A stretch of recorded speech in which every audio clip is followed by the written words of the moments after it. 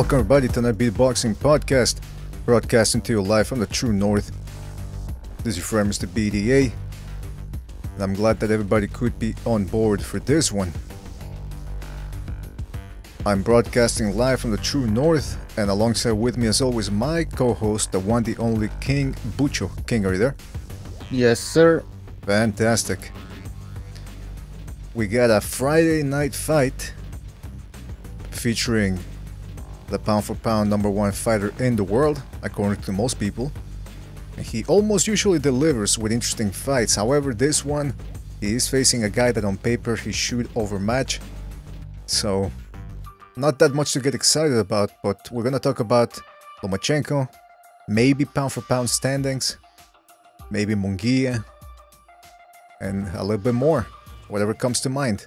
It's a very loose format show in terms of subjects, at least in the beginning, I think.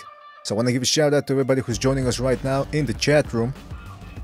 I'm talking about Shelton Film Productions, Azzy, Michael Stott, Rasclot, Pete Stamas, Virtuoso, and many more to come, I am sure. So let's get crack-a-lackin'. First of all, thanks to you everybody for joining us. Always appreciate having you on board here. And all right. Right away in the chat room, people are talking about, I feel bad for Doug Fisher. What happened with Doug Fisher, Pucho? Do you know? Can you give us a little update on that? Yeah, well, he went to an LDBC channel to be, he was basically to be confronted for some of the comments that he's been making. And they just didn't have anything on Doug Fisher. I mean, Doug Fisher is way smarter than these guys, you know what I mean? Like, he's a real journalist on top of, well, he's a real journalist, you know, and I said I wasn't going to talk about the LDBC anymore, but man, yeah, Jesus you did, Christ, do they try too hard to sound smart sometimes? You know, oh, we're a bunch of professionals here. I am what's it? I'm a professional debater or something. Oh, I read 3 books a week. And I was like, what? I mean, when you have to brag about stuff like that, how smart you are or what your degrees are, I don't know. It's true. You never hear me talking about my 2 doctorates from MIT. One, exactly, one man. in pussyology, and the other one in the arts of tantric sex. But anyway, listen. The point is this. So good for Doug Fisher for going in there. I mean, listen. Some people say don't give him a voice, don't give him a platform. Why not? Freedom of speech, I say. Let everybody talk to each other. That's the way we settle our differences. So, all right. So that happened with Doug Fisher. What's next? They're going to have Michael Katz on board. Oh, no, wait a minute. He's dead, right? Is Michael Katz dead? Remember the guy Remember the guy with the neck brace? He was an old guy, old boxing writer with a neck brace. Yeah, I remember him in the early 2000s. Oh, he was there way beyond. But okay, yeah, I know. Yeah, I know. Me when I knew about him. Right. Shepherd the Sun says, I bet BDA and Bucho are electrical engineers. That's right. We're like those guys. What are the name of those guys? The Bragdonovich brothers. Somebody gave me the name the other day. I already forgot. Those deformed French guys or Belgian. Oh yeah. They look like aliens. I think they are aliens, man. Hey, by the way, speaking of aliens and autistic people, did you see Julian Assange finally got arrested? Yeah. The so fuck? Funny. Like he's been there for what, 7 years or something, 8 years, and he never had that long beard. But now that when he knows that he's gonna be dragged out, he lets it all grow and shit, and he's like he starts yelling and shit. Like he looks like he's been living in a cave or something. Right. Yeah. People are saying there's people in the usual suspects, conservative and Democrat politicians.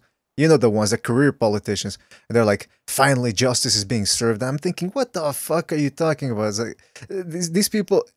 He exposed their secrets, but he's the bad guy, I suppose.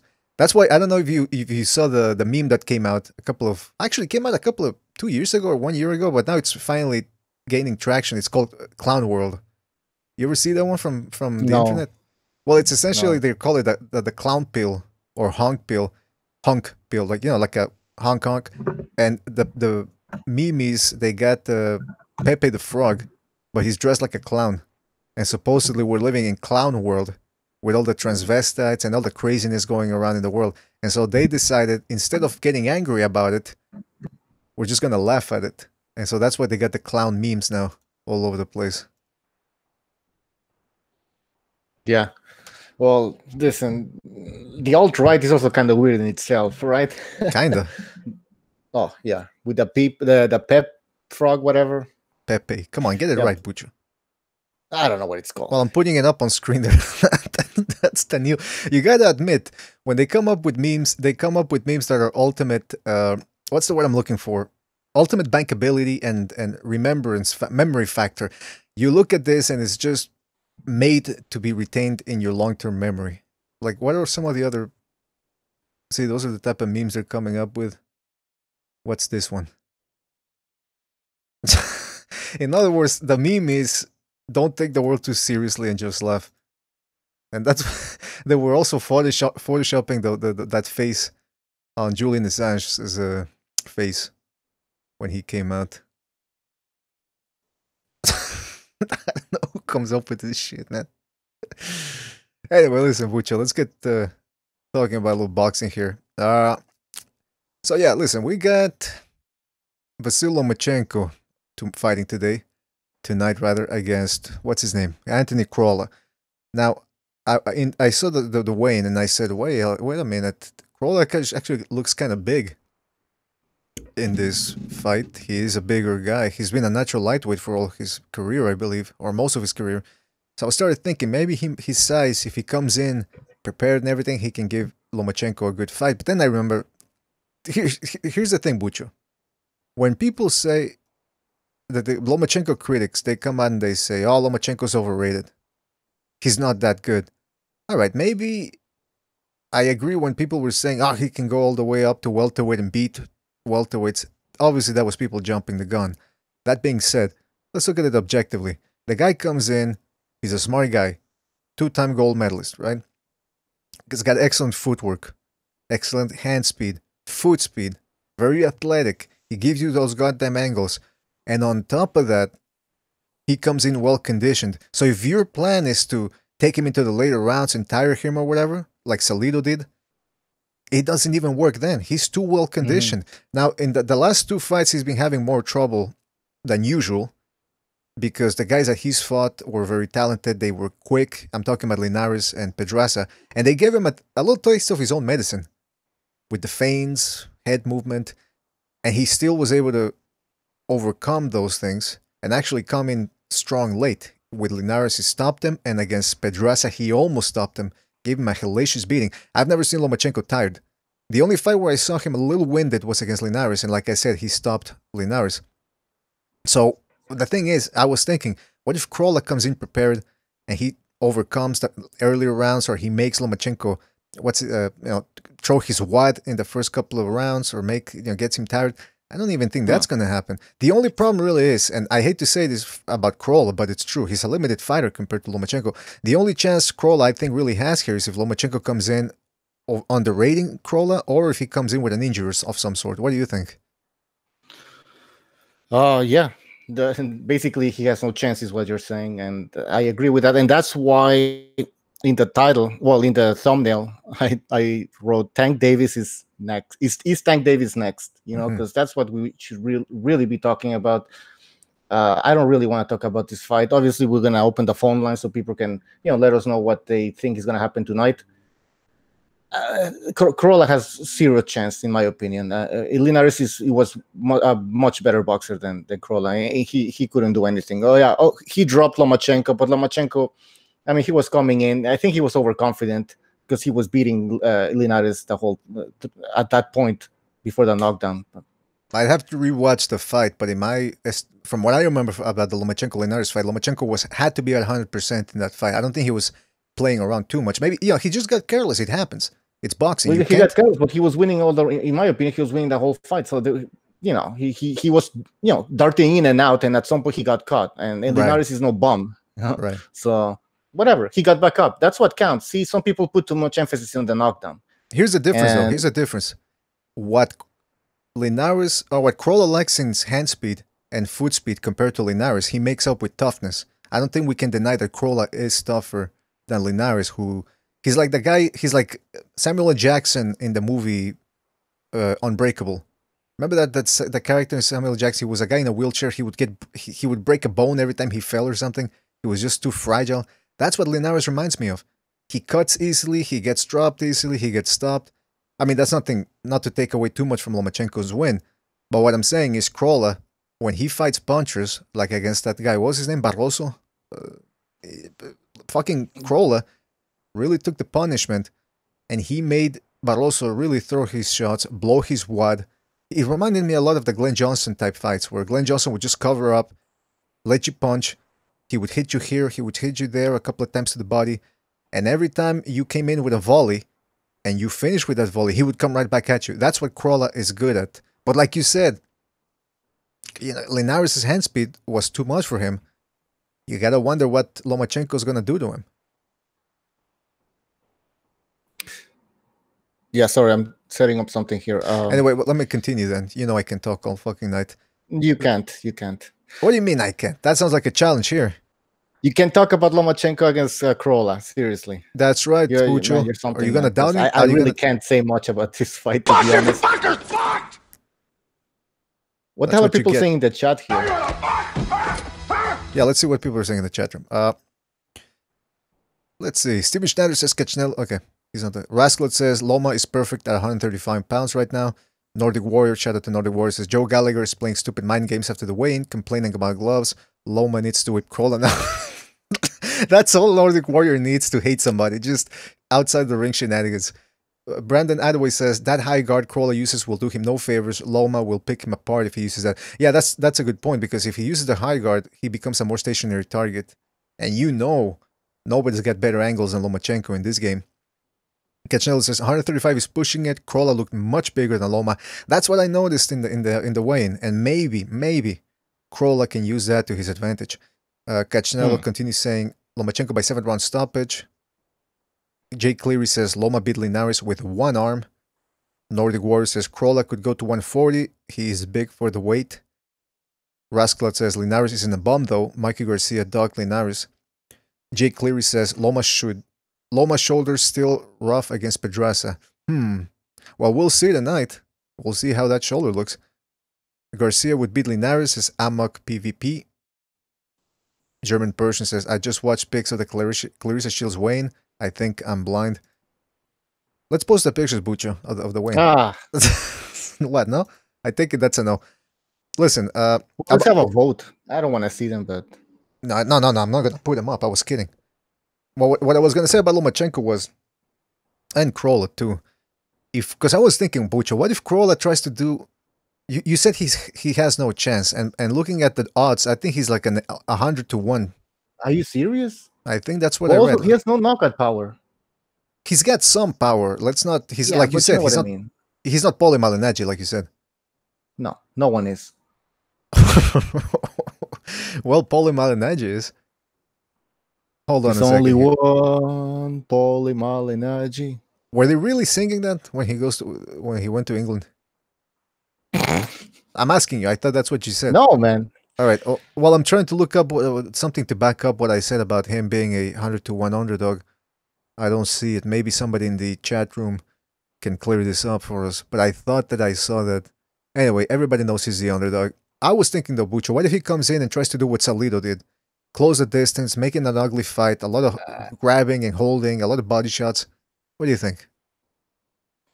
I don't think he has it. Only Salido can do that. What was Mariaga's game plan?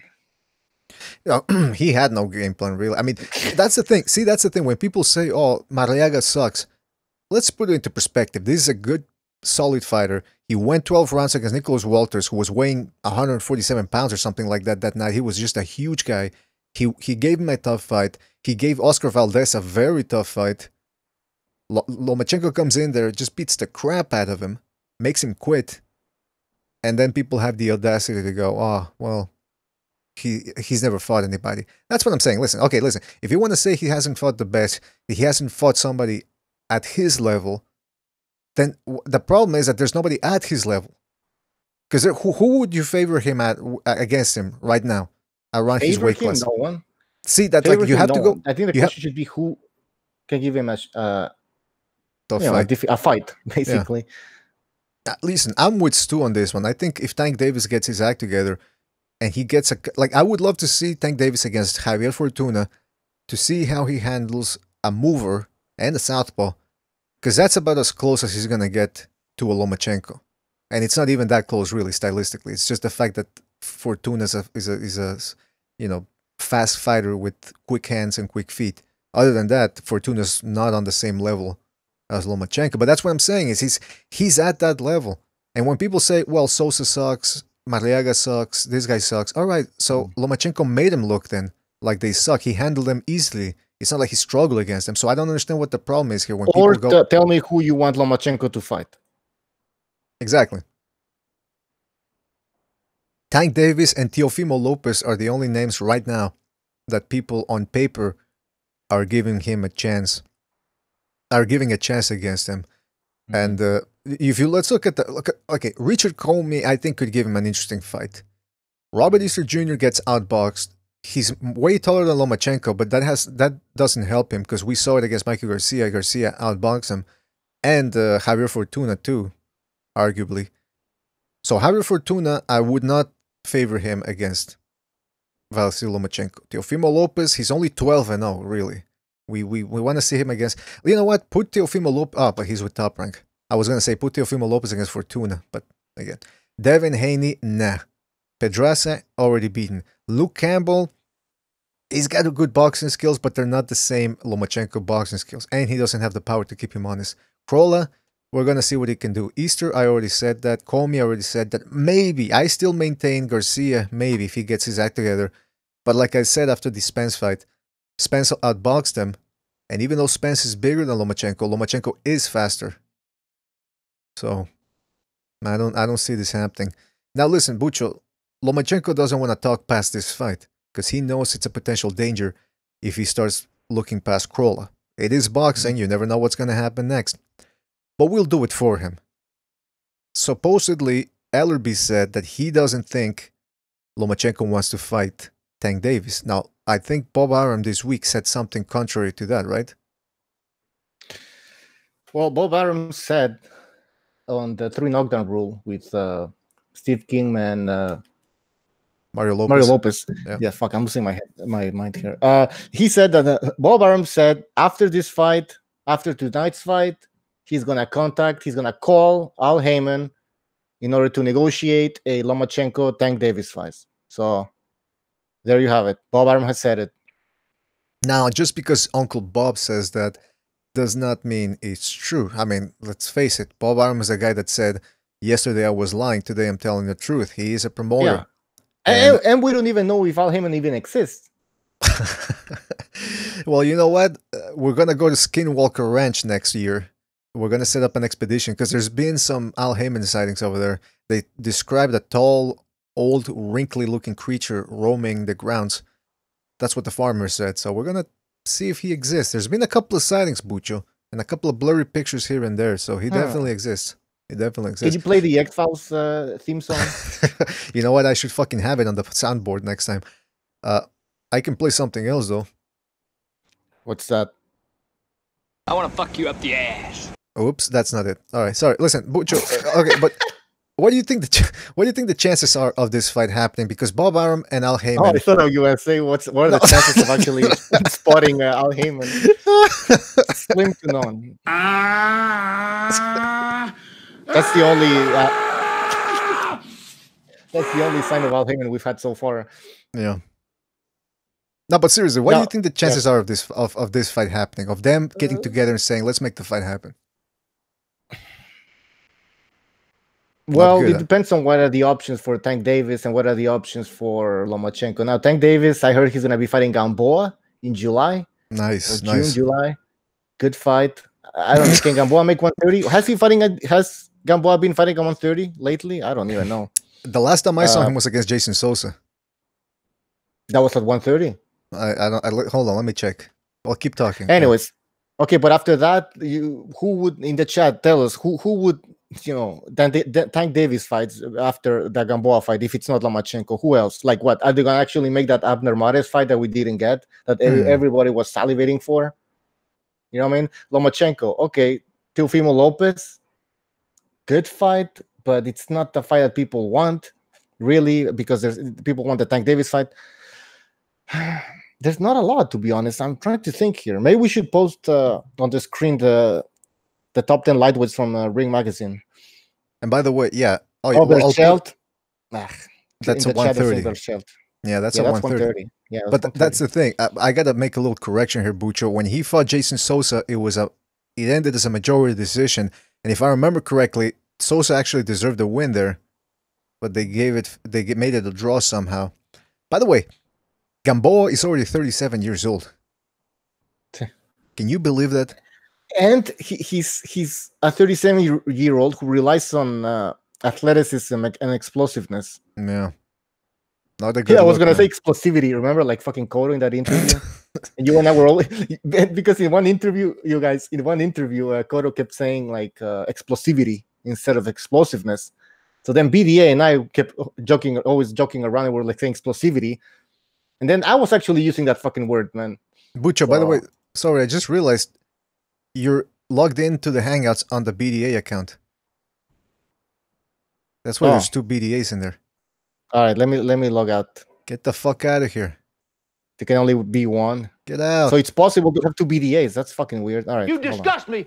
I don't want to see your fat face. Get out. Let me tell you something, people. Bucho, I don't know what I'm going to do with this guy. I really don't. You're a fucking retard! No, we're not going to wrap this one up. I'm going to wrap you up. All right. So Bucho's going to be back. But like I was saying, Gamboa, 37 years old. It seemed like it was only yesterday when this fucking guy was the next big thing. I remember him on ESPN I think that's when he made his pro debut, and he knocked out his journeyman. But he looked quick, he looked strong, and the future looked bright for him. And then what happened? He took his sweet-ass time. He fought a bunch of good guys. You know, he fought... he beat Ponce de Leon, I believe. He also beat Salido, Jorge Solis, who was a good fighter at that time. Had given Manny Pacquiao a good fight. But then there was the Juan Manuel Lopez fight, which everybody wanted to see at the time. And Bob Arum decided to marinate it. Or I don't know if it was Bob Arum or his stepson, the one who's in charge now. Anyway, long story short, the fight never happened in New York. And like Jake Cleary in the chat says, Bud Crawford happened to Gamboa, and Salido happened to Juan Manuel Lopez, and both of those guys never went anywhere. Not really. And so now Gamboa finally decides he wants to get his act straight, but he's 37 years old. Bucho, that being said, would it surprise you if he actually gets his hands on Tank Davis a little bit during the fight? I wouldn't be surprised. I mean, he did catch Crawford. What was it, a looping over right hand or something? A bunch of shots, yeah. You name him, he caught him with it. But the one that staggered Crawford. There were 2 times where he staggered him, I think. But there was one definitely in the 7th round. It was an overhand, a really short right hand on the inside that Crawford didn't see coming. Right on the kisser, and his legs went spaghetti. Al dente. I mean, he could. He's pretty fast still. I think at 37, I'm pretty sure he's still in shape. Yeah. He could. I mean, to be honest, it's an interesting fight. Yeah, you never know, right? 2 guys that like to come forward. But that's the thing you were saying, because we were talking about what can Lomachenko do after, and what can Tank Davis do after this fight. What are their options? That's the thing. Maybe that's the good thing, actually. Maybe Bob Arum and Al Heyman know they don't have that many options. They can't milk this the way Wilder and Joshua are milking their fight. So maybe it might happen, because they got no choice. It's the biggest. Yeah, maybe that's what I was thinking. Bob Arum was probably thinking, you know what, like, what am I gonna do here with Lomachenko? Mm-hmm. Well, that's what people are already saying. He loves pay-per-views, by the way. He loves pay-per-views. He can't get enough. He gets a fucking hard on at his age. Just hearing that word pay-per-view, man. It's embarrassing, man. I don't understand this thing. Wait a minute. Butcher, are you saying that... I'm done with pay-per-views, man. It should be over, man. We're in 2019. Get the hell out of here, man. Butcher, are you saying that because of his religious background, he loves to make money? Is that what you're saying? I will not confirm nor deny that. All right. But that's why Butcher the other day, we were talking about myths. The myths, you know, the biggest myths in the history of the world and everything. And I was talking about the myth of Prometheus. I was talking about the myth of the Vedic myths, what they have. And then Butcher comes out like says, no, the biggest myth, let me tell you what the biggest myth is. 6 million. I said, all right, Butcher, let's talk about that. I didn't want to talk about that. I didn't want to talk about that. But yeah, that's right. But yeah, Show me you're the right. proof. Was that? Nothing. You're right, man. He's still Bob Arum is still obsessed with pay-per-views. The old pay-per-view model. It has to disappear sometime, especially with the zone, right? The zone, man. That's the future. I You're love pretty the zone, high up. man. Yeah, you're pretty high up on the zone. I am, man. It's great.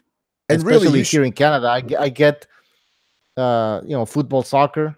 I watch that, so I get all the leagues. Next season, they're gonna have the English Premier League. So now I have the English League, the Spanish, the Italian, the French. I don't care about the French, but still, yeah.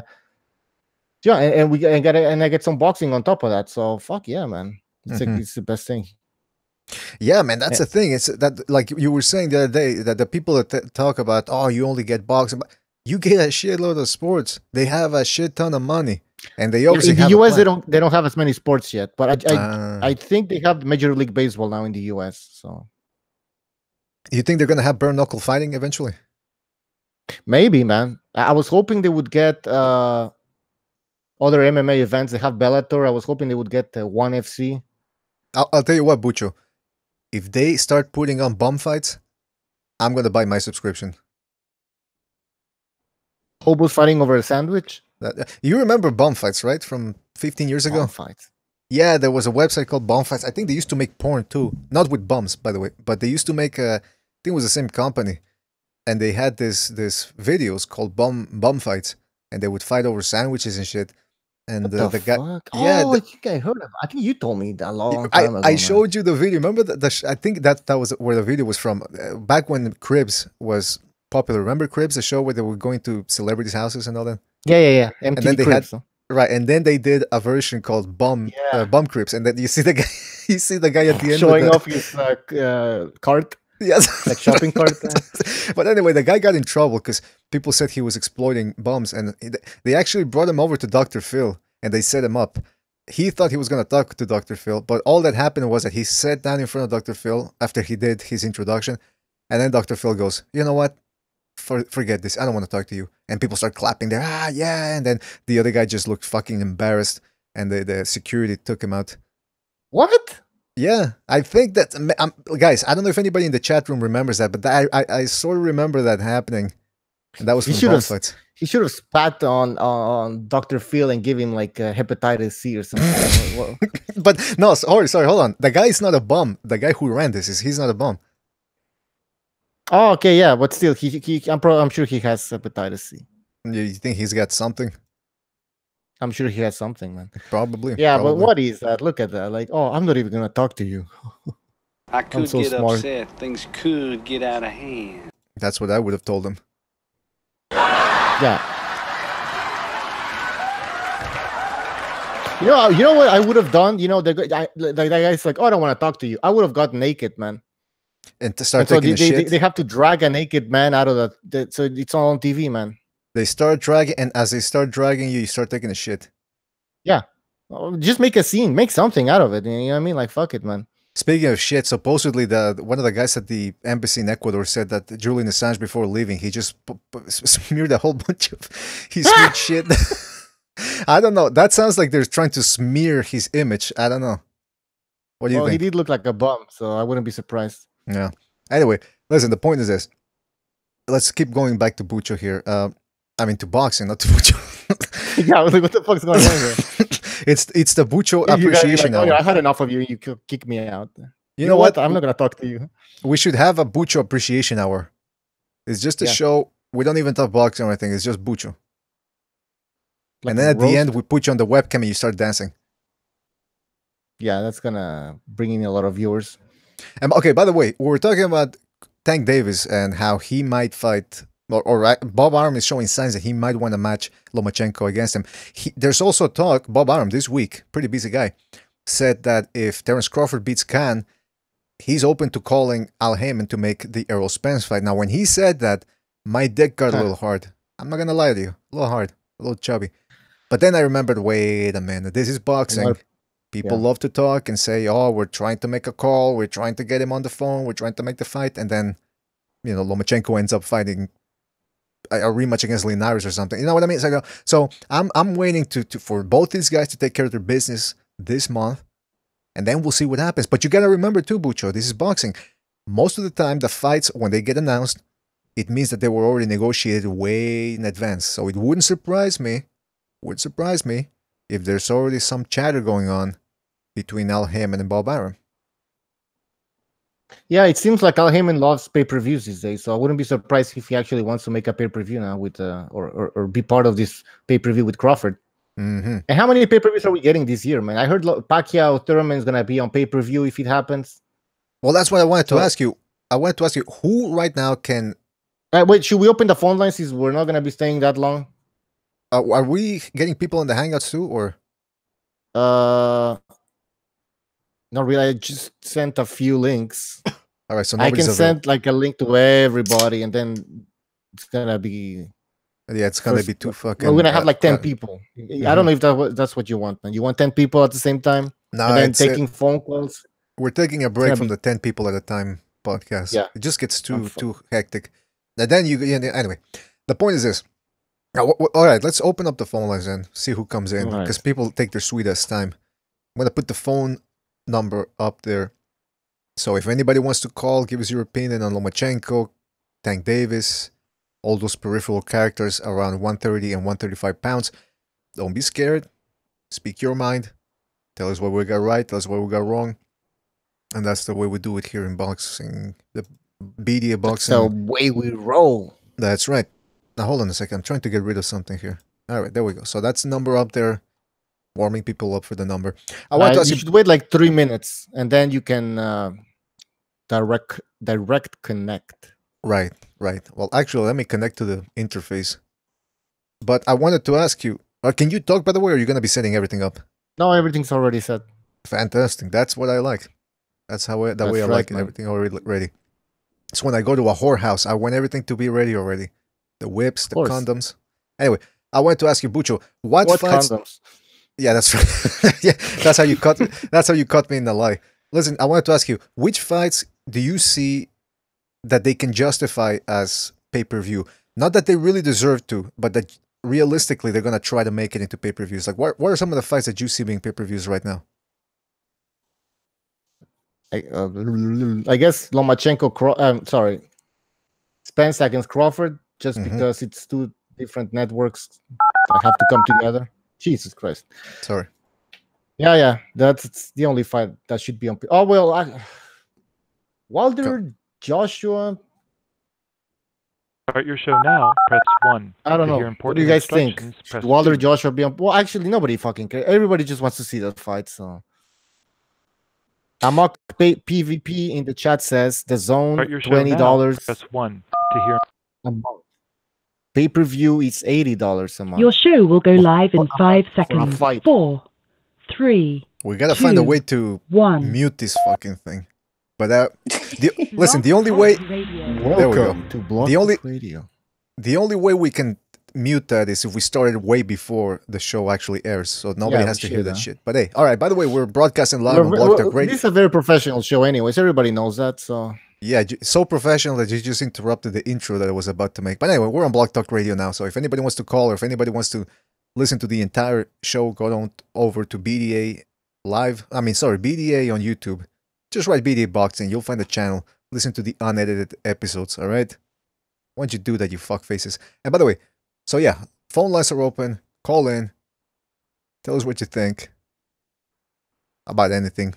Could be Lomachenko, could be Tank Davis. And by the way, we got Johnny Boy on the line. Johnny Boy, you there? Yeah, hello. Hey, how you doing, man? What up?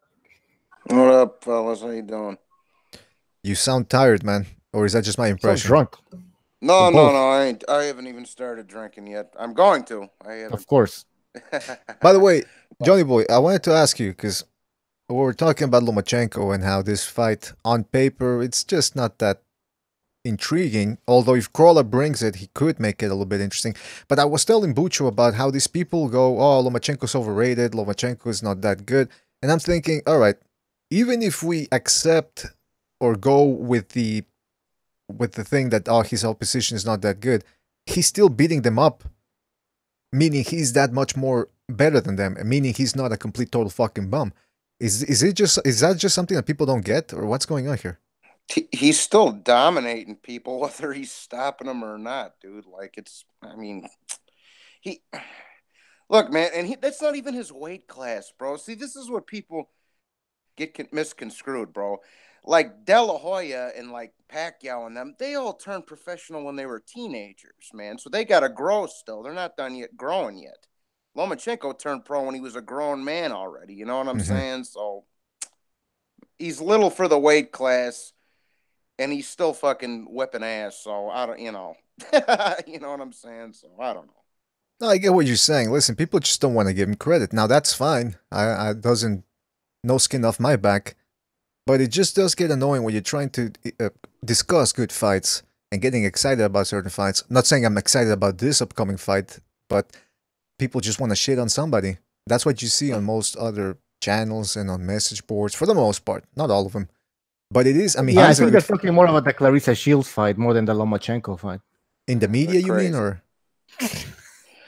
I talked to my old man earlier, and he's like, son, why are these fucking broads fighting on Saturday and Lomachenko's fighting on Friday? They got it ass backwards over here. What the fuck's going on? Yeah, that's a good question. Yeah. By the way, which network? On which network is Clarissa and Hammer fighting at? Is that on the Zone? Or? No, fuck no. Showtime. Oh, it's Showtime. Okay. Yeah. I didn't know that. I thought they were fighting at... yeah, you're right. And by the way, we do have Munguia tomorrow too. He usually makes for entertaining fights. But again, on paper, he's fighting a guy that... I'm more excited. You know which fight I think is going to be a better... on at least on paper. I think Peter Quall and Truex. And... Dervyachenko versus Kolke. I just looked at... Yeah, I forgot. That's the fight that I think... Dervyachenko... I was rewatching the Dervyachenko-Jacobs fight, and I actually thought that he matched better against Jacobs in terms of punching power and physicality than Sulecki did against Jacobs. And I think Dervyachenko, if you look at Dervyachenko's fight against Jacobs, it gives you a little bit of an indication of how Canelo might, or how Jacobs is going to fight Canelo, or try to fight him at least. I think you're right, BDA. But that's a good fight tomorrow. Dervyachenko versus Kolke. I suggest you people watch it. Johnny Boy, I suggest you don't go out drinking and driving tomorrow and actually stay home and watch that fight. No, that's on a Sunday, I believe. Truex and them. Oh yeah, I think you're right. Yeah, it says April 13th. No, actually, it's tomorrow. It's tomorrow, April 13th. Is it? Oh yeah. Why would they have Clarissa Shields on one channel and then fucking Truex and them on another? That's... You know how they do it. Tomorrow, Jaime Munguia also fights on the Zone. Yeah, that too, I'm saying. So there's a whole clusterfuck of shit going on tomorrow. Yeah. Well, I'm glad there's a clusterfuck, because compared to the last 2 weeks, there wasn't that much going on. And this couple of weeks, it's nonstop boxing, baby. That's what we like to see. Yeah, for sure. By the way, we got... What? Yeah. Go ahead, you say it. Revolucion is in the chat. What's going on, boys? What's up, man? What up? Hey, I've been talking with Revolucion about the game show that we're gonna have. So everybody in the chat, this is the big news: BDA Boxing Trivia. I haven't even come up with a title yet, but we're gonna have a game show. I got trivia. It's Revolution's Trivia TKO. All right, that's yeah, but he's gonna be hosting. So. Well, we gotta come up with a good concept, so we're still in the works. You know, Revolucion has to come up with a prize or something. Yeah. You know. Speaking of trivia, you know what I just watched the other day because I had it on demand was fucking fisting porn. Archie Moore and Ivan Durrell, bro. That was a fucking great fight. Great fight. Mm-hmm. One of the best fights ever. Well, okay. A little couple ideas I got for the show. Maybe we could put together a little belt, an actual physical belt, and the winner, we could mail it around. So if you lose the title, you got to mail it to your boy, whoever won it. So that's one thing we could do, have an actual physical title. Mm-hmm. What was the other idea I just had? I need maybe somebody else to help me come up with some questions, come up with I'm gonna do it. Trivia committee, you know what I mean? Yeah. Who has a bigger schnoz, Christina Hammer or Lady Gaga? Yeah, that's a good one. But I was thinking more. I don't know. How about the price is a 1 month subscription to Brazzers or something like that? That would work too. Oh yeah. That would really motivate people to win. And by the way, who are the two first guys that are gonna do this? Well, yeah, we want to do like US versus UK. So it's Right. gonna be 2 American guys against 2 UK guys, and then we'll see which country is the best one, the most knowledgeable one in boxing. Oh shit, we're gonna do 2 and 2 like a team? Yeah, we should, no? Yeah. Okay. I was thinking maybe we could do just to get a title on somebody, put Stu True. versus Recognize. So I was because Recognize he was real cocky when I brought the idea up to him. That's right. I saw a few people in the chat too saying, "Hey, Stu's an OG. He knows his shit." So have them battle it out. We should have a little press conference. I'm sure they got some words to say to one another. Mm-hmm. Yeah, good. Yeah, let's start with Recognize against 2. We should have a weigh-in too. But we should have a weigh-in, but they actually have to weigh nude. Just to really see that they're weighing in, no shenanigans. Yeah, I'm not going to know. Stu might have me on some British history there. I'm not going to know who the Cray brothers whacked in 1950. He might have my number on that one. But hey, speaking of that, how are we going to make sure people aren't cheating? I mean, come on, it's the age of the internet. So I think to prevent cheating, first of all, there just got to be an honor system. I mean, at the end of the day, we can't totally stop cheating if it's going to happen. But I think the people in here, I think there's a lot of honor, and they're not going to fuck around. And what we'll do is we'll ask the question. The 2 people competing will message it to the BDA, Bucho or whoever, and that'll be like the official answers. And then we'll have them say it live on the show what their answer was. So, if I say, "Oh, so and so, Lennox Lewis beat Mike Tyson," and then the guy next to me said, "Oh yeah, it was Lennox Lewis." He can't just agree with the guy. He actually has to kind of write his shit in and message it. So it's locked in. His answer's locked in. Is this something we're doing live, the trivia, Bucho, BDA? Yeah. Oh, no, I was going to say, well, everybody could just put their camera on just to show they're not sitting in front Yeah, of that was, or have a time limit, Like if you So just so you know, they're not sitting in front of a computer, In the chat room, Mateus Lises, shout out to Mateus, says, we should do El Dude versus the White Bum. Oh, man, that's a good idea. Like, he's like, And by the way, like, who picks all the fruit and vegetables that you eat every day? And then the bone's gonna be like, like he can. Hey, by the way, Revolucion said that everybody here has an honor system or has some honor, and to that, all I can say is, bullshit. What fucking honor? Honor at BDA Live? I mean, BDA Boxing? Come on. Hey, by the way, how hard can the questions be though? Because I mean, we can make them easy or we can make it super hard. Like fucking, we go to the 1920s and shit like that. Like nobody. We'll have a good mix. When I was writing the questions, I kind of kept Stu and Recognize in mind. So I threw a couple British ones, couple New York ones. And we could throw out some really fucking obscure ones too that nobody gets, because even if they don't get it when they hear the answer, it'll just be fun to hear the answer. But I think in the way we put the questions out, the way we write the questions, we'll kind of put some clues in the question itself. So maybe like the year that this happened, or things like that, to kind of so guys can kind of think it out and maybe piece it together. Well, remember that show Who Wants to Be a Millionaire, and they had like 3 lifelines and they call a friend? Yeah, we can do lifelines. That's Regis another Feldman. one. Yeah. Maybe we could have like Low Place come on to do like a daily double question, and his question will be like a little fucking poem or something.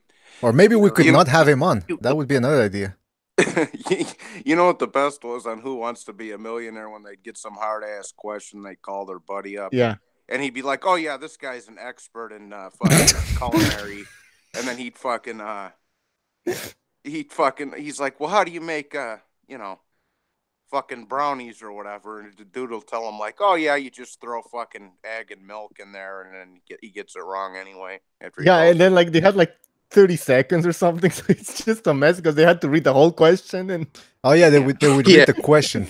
They would read the question, and then the guy goes, Let me think. Oh, yeah. And then the guy goes, 15 seconds, 10 seconds. Yeah, the guy 50 the day says, and then they hang up. It's like, what the fuck? It's fucking wasted. Or like, or the 50-50 one.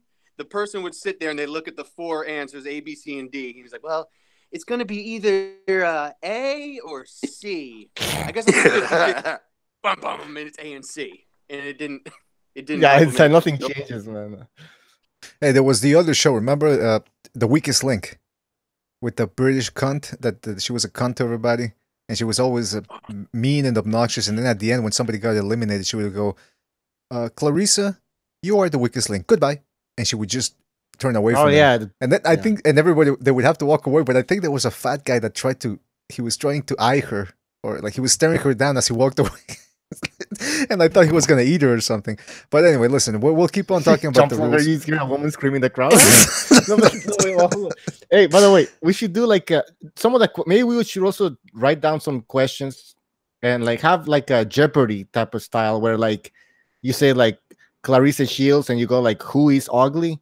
Oh, yeah, maybe. Or maybe we could do subjects like Jeopardy. So all these questions are under, like, I don't know, British heavyweight champions.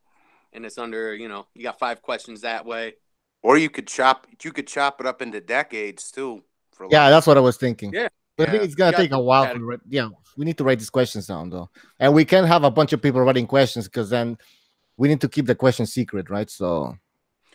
I got a question. Yeah, have the trivia committee.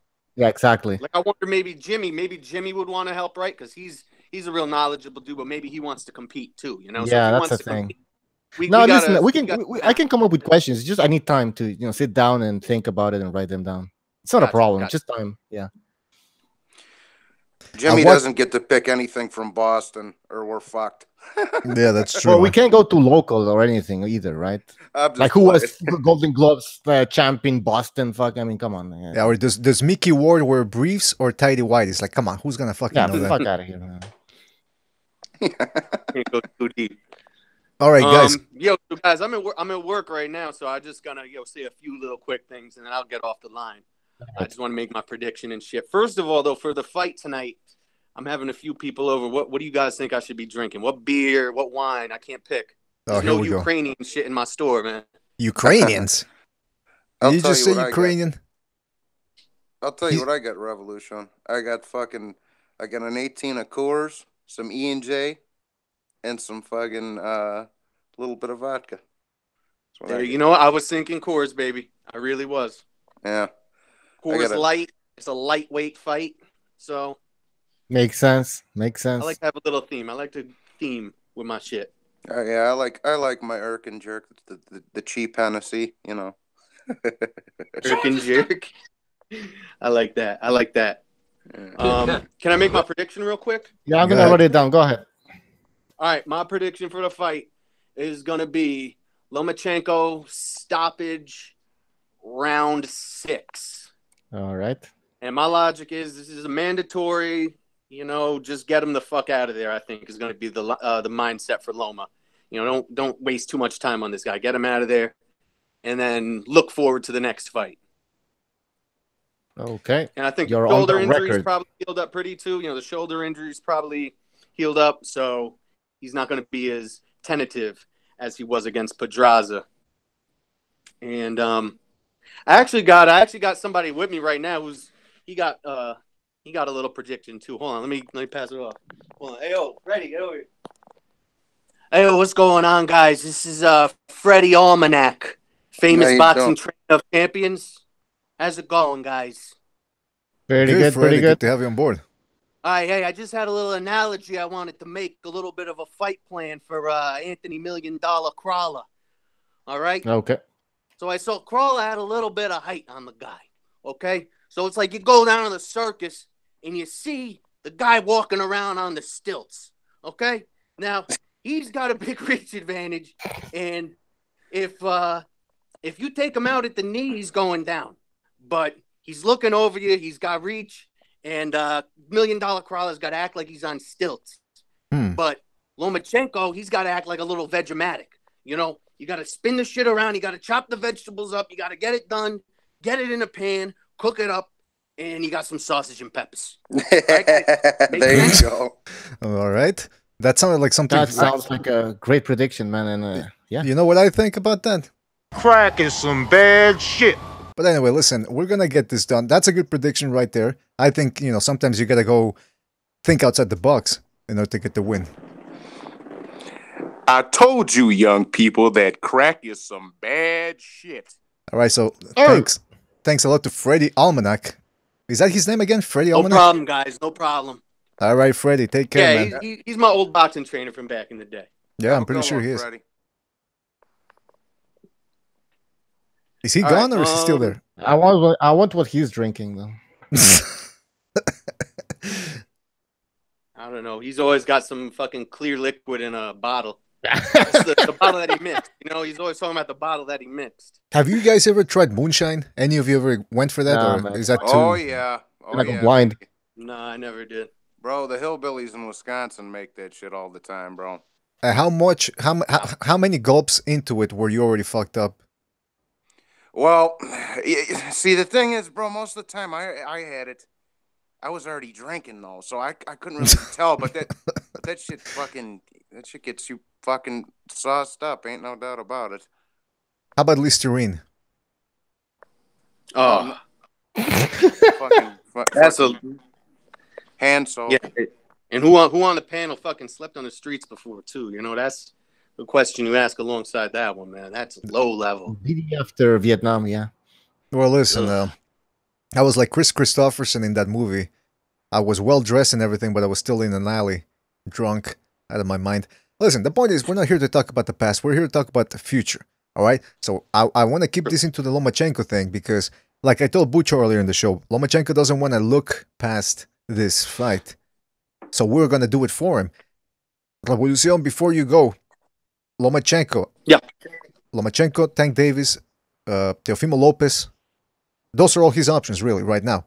Bob Arum says he wants to make that fight. He's ready to make it if Lomachenko wins. What do you think? So between Lomachenko versus Davis or Lopez? Yeah, do you think that fight even happens? The Tank Davis, can that happen? The possibility. I don't think that's gonna happen. I don't think that's gonna happen. It's gonna be Richard Comey next. I think we can all agree on that, right? Well, yeah. Unless Comey wants to flounder around and postpone it still, but he's got the other belt. So I'm really interested mostly in the Comey fight. And I don't know.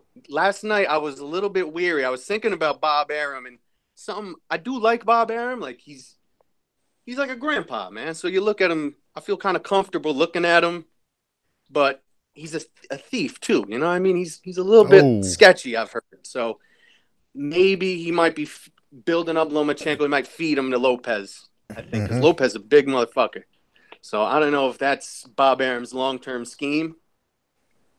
Because Lopez being, Hispanic too, that if you put him over, that he's going to draw a lot of the Hispanic crowd.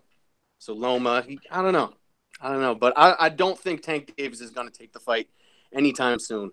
Now, I got to ask you, though. You mentioned that Bob Arum is a little bit of a what's his name? What did you say? He's a little bit of a backstabbing. A little bit of a sketchball, No, but you said something about him being a backstabbing, long-nosed. Is that something you said about that? Backstabbing, long-nosed. Like I said, I'm at work. I gotta be careful first.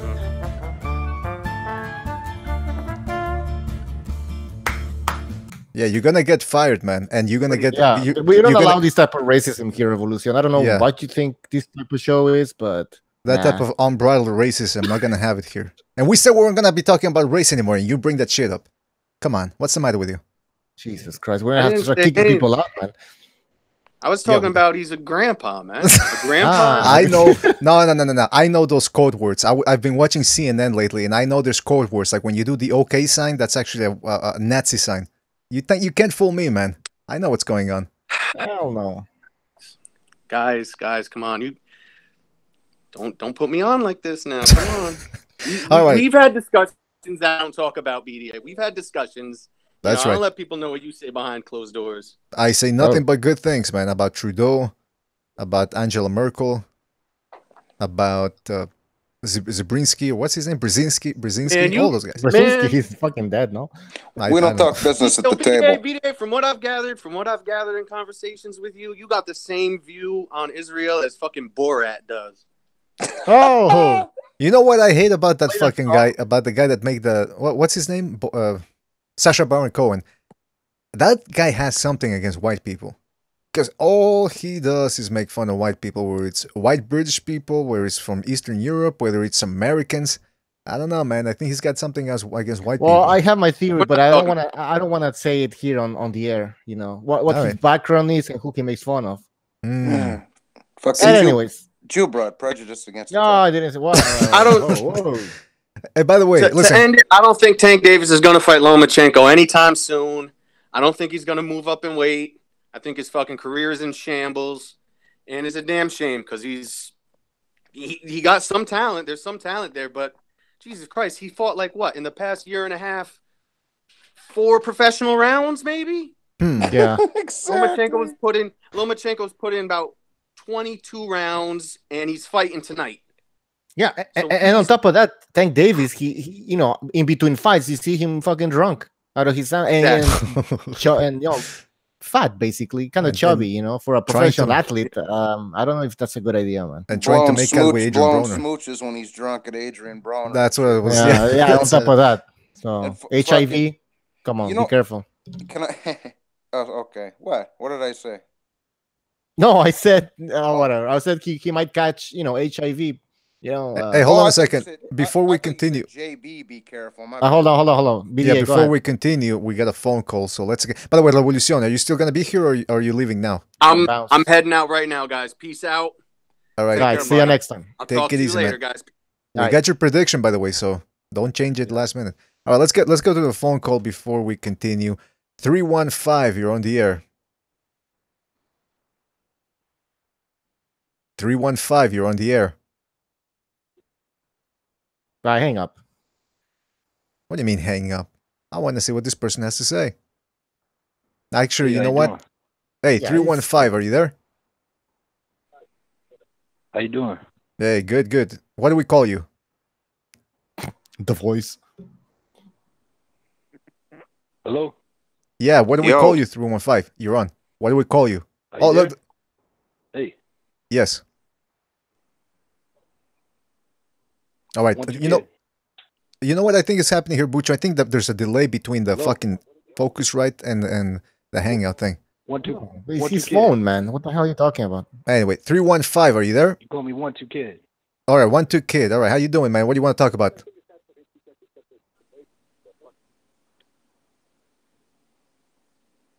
See, I'm telling you, I think there's a delay like the other day. You can't. It's a phone call, man. Yeah. See, I can hear myself in the background. Yeah, there's a big delay, man. I can't hear what's going on right now. Are you on your phone or what's going on? Like I can't even hear you guys on the phone. Ah, yeah, that's it. We're gonna have a problem then. All right. Thanks for calling in, man.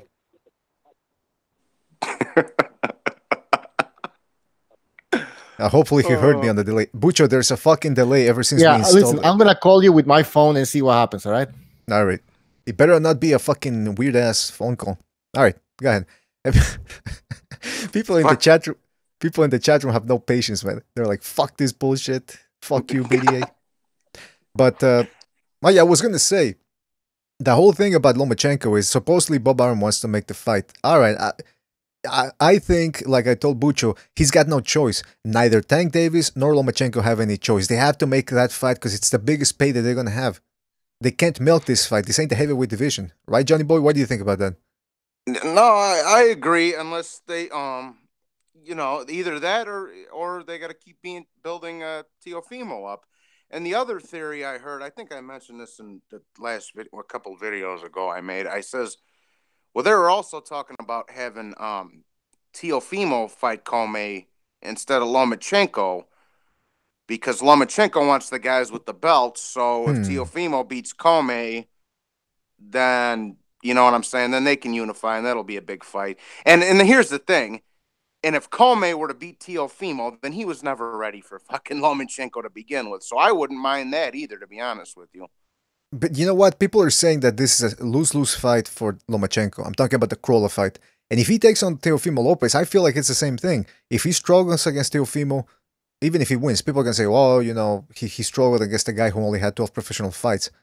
And if he beats him, well, he beat a guy with 12 professional fights. It's a lose-lose situation for him. Yeah, but Teofimo's already in the top 10 at lightweight, and there's already a whole gang of people saying he's scared of Teofimo, and Teofimo would knock him the fuck out, and so nah, I don't know. All right, hold on. We got Bucho on the line. Bucho, can you hear us? Can you hear me? Yeah, we can hear you. Can you hear us? Tell us if there's a delay. Can you hear me? Yeah, see, there's a delay. That's why he can't hear us right away. How do you like me now? You can't hear us at all, you're saying? Yeah, now I can hear you because I'm listening to the stream. But that's the thing. I think there's a fuck. I think there's a... Yeah, there you go. Yeah, we gotta test this fucking shit. I don't know what's going on. Ever since we changed or we upgraded here, something. Bucho, did you couldn't hear us right away, right? I couldn't hear you at all. The only reason I could hear you is because then I went back to the Hangouts. Like, well, listen, through the Hangouts. This shit's not gonna work then, because if it's on delay, it's gonna be a mess. It's not even on delay, man. BDA, I can't even hear you on the phone. All right, so well then that's gonna be a problem. Like I said, either way, whether it's on delay, you can't hear me. There's something going on, right? That's fucking weird. Yeah, and we tested it, by the way. We did test it. Oh no, actually, we didn't. No. Since we changed the microphone and everything. Right. Anyway, this is what do we do now, man? What do we do now? Well, I guess we close the lines. We don't want to give false advertising to anybody out there.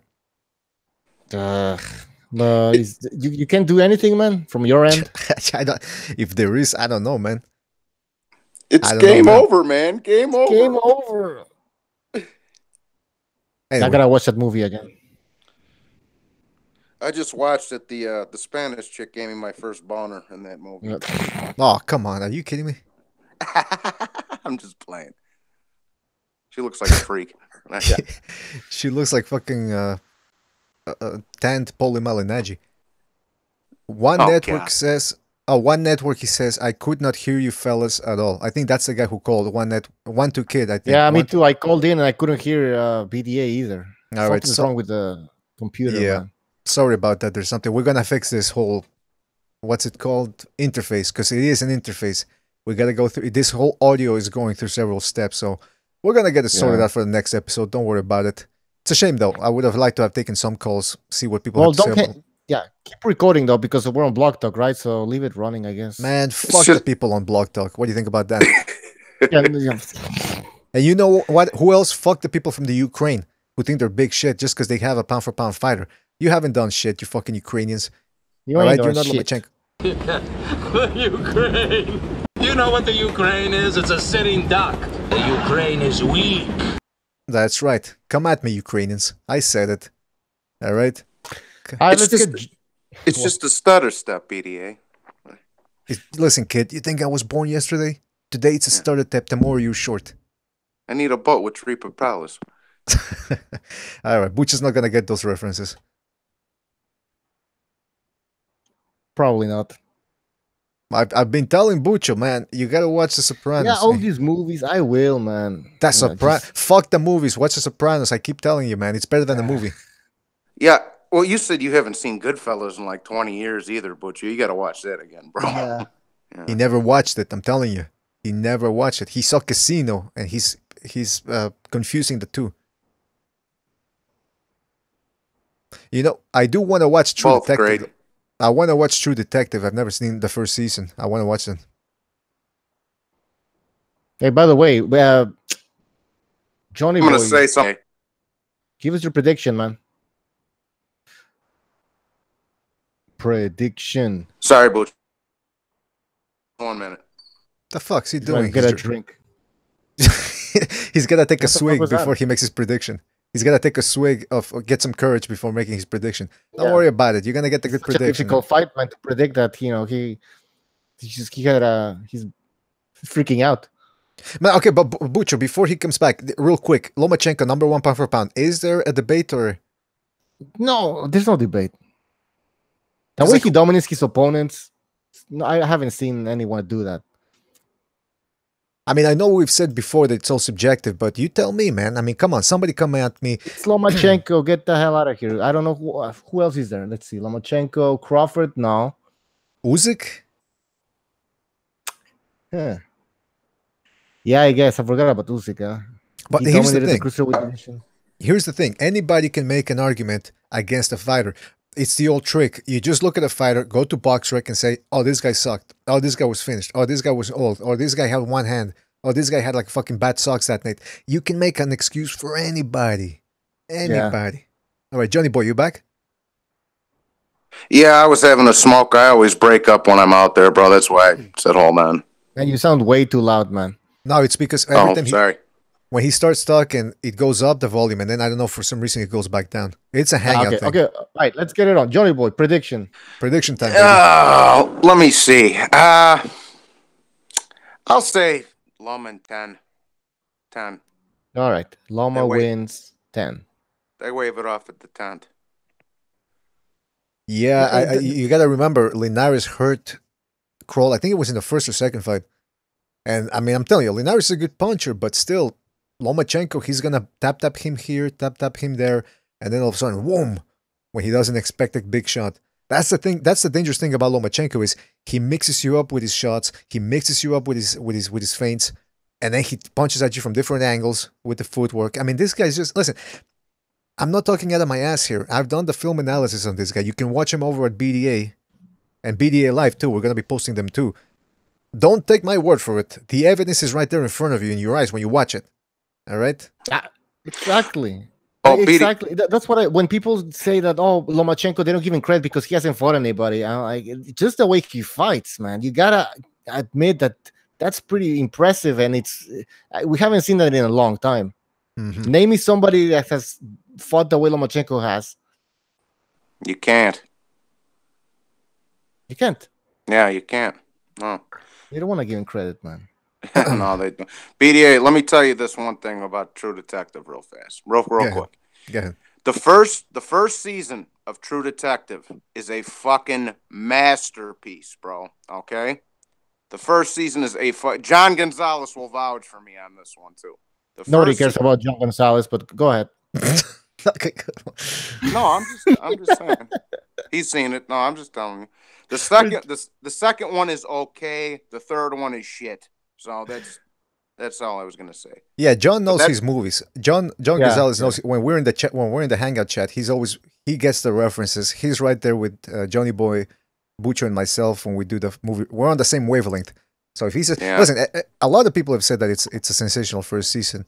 Second and third, I've heard not that good, but I'll watch the first one for sure, man. Can you watch the first one and just end it, or do you have to keep watching? Yeah, because they're all three different stories, BDA. All right, fantastic. And by the way, people in the chat room, what's this new trend of saying smoke? People are saying he doesn't want none of that smoke. What the fuck does that mean, smoke?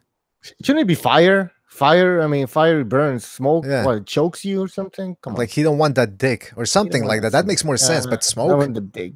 Yeah, that would sound something from that they would say, right? Nobody's afraid of smoke.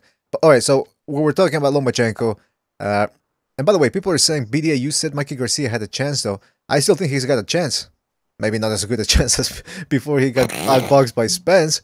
But let me tell you, Garcia has heavy hands. At 135, he might be a little bit lighter. I don't know. But that's not the point. The point is, I don't even think Mikey Garcia is going to fight anymore. I think he's going to fucking retire and go to the police academy or whatever. What we just said about Lomachenko, I think the only way he can lose is if he gets knocked out. You know what I mean? To be honest, that's the only way. So that's when Mikey would have a chance, I guess, if he has that power at 135 and catches him or something. But that's the only way I see Lomachenko losing at this point. Yeah, well, Mikey's definitely not outboxing Lomachenko. No, I don't think so. But it's still a good fight, especially because Lomachenko's so good, and he doesn't have that. Like I said, he doesn't have that many credible opponents out there. So he's gonna have to take what he's offered right now. And by the way, speaking of offers, recognize the Matrix having a sale over at the Emporium. So let's introduce him right now. Hold on.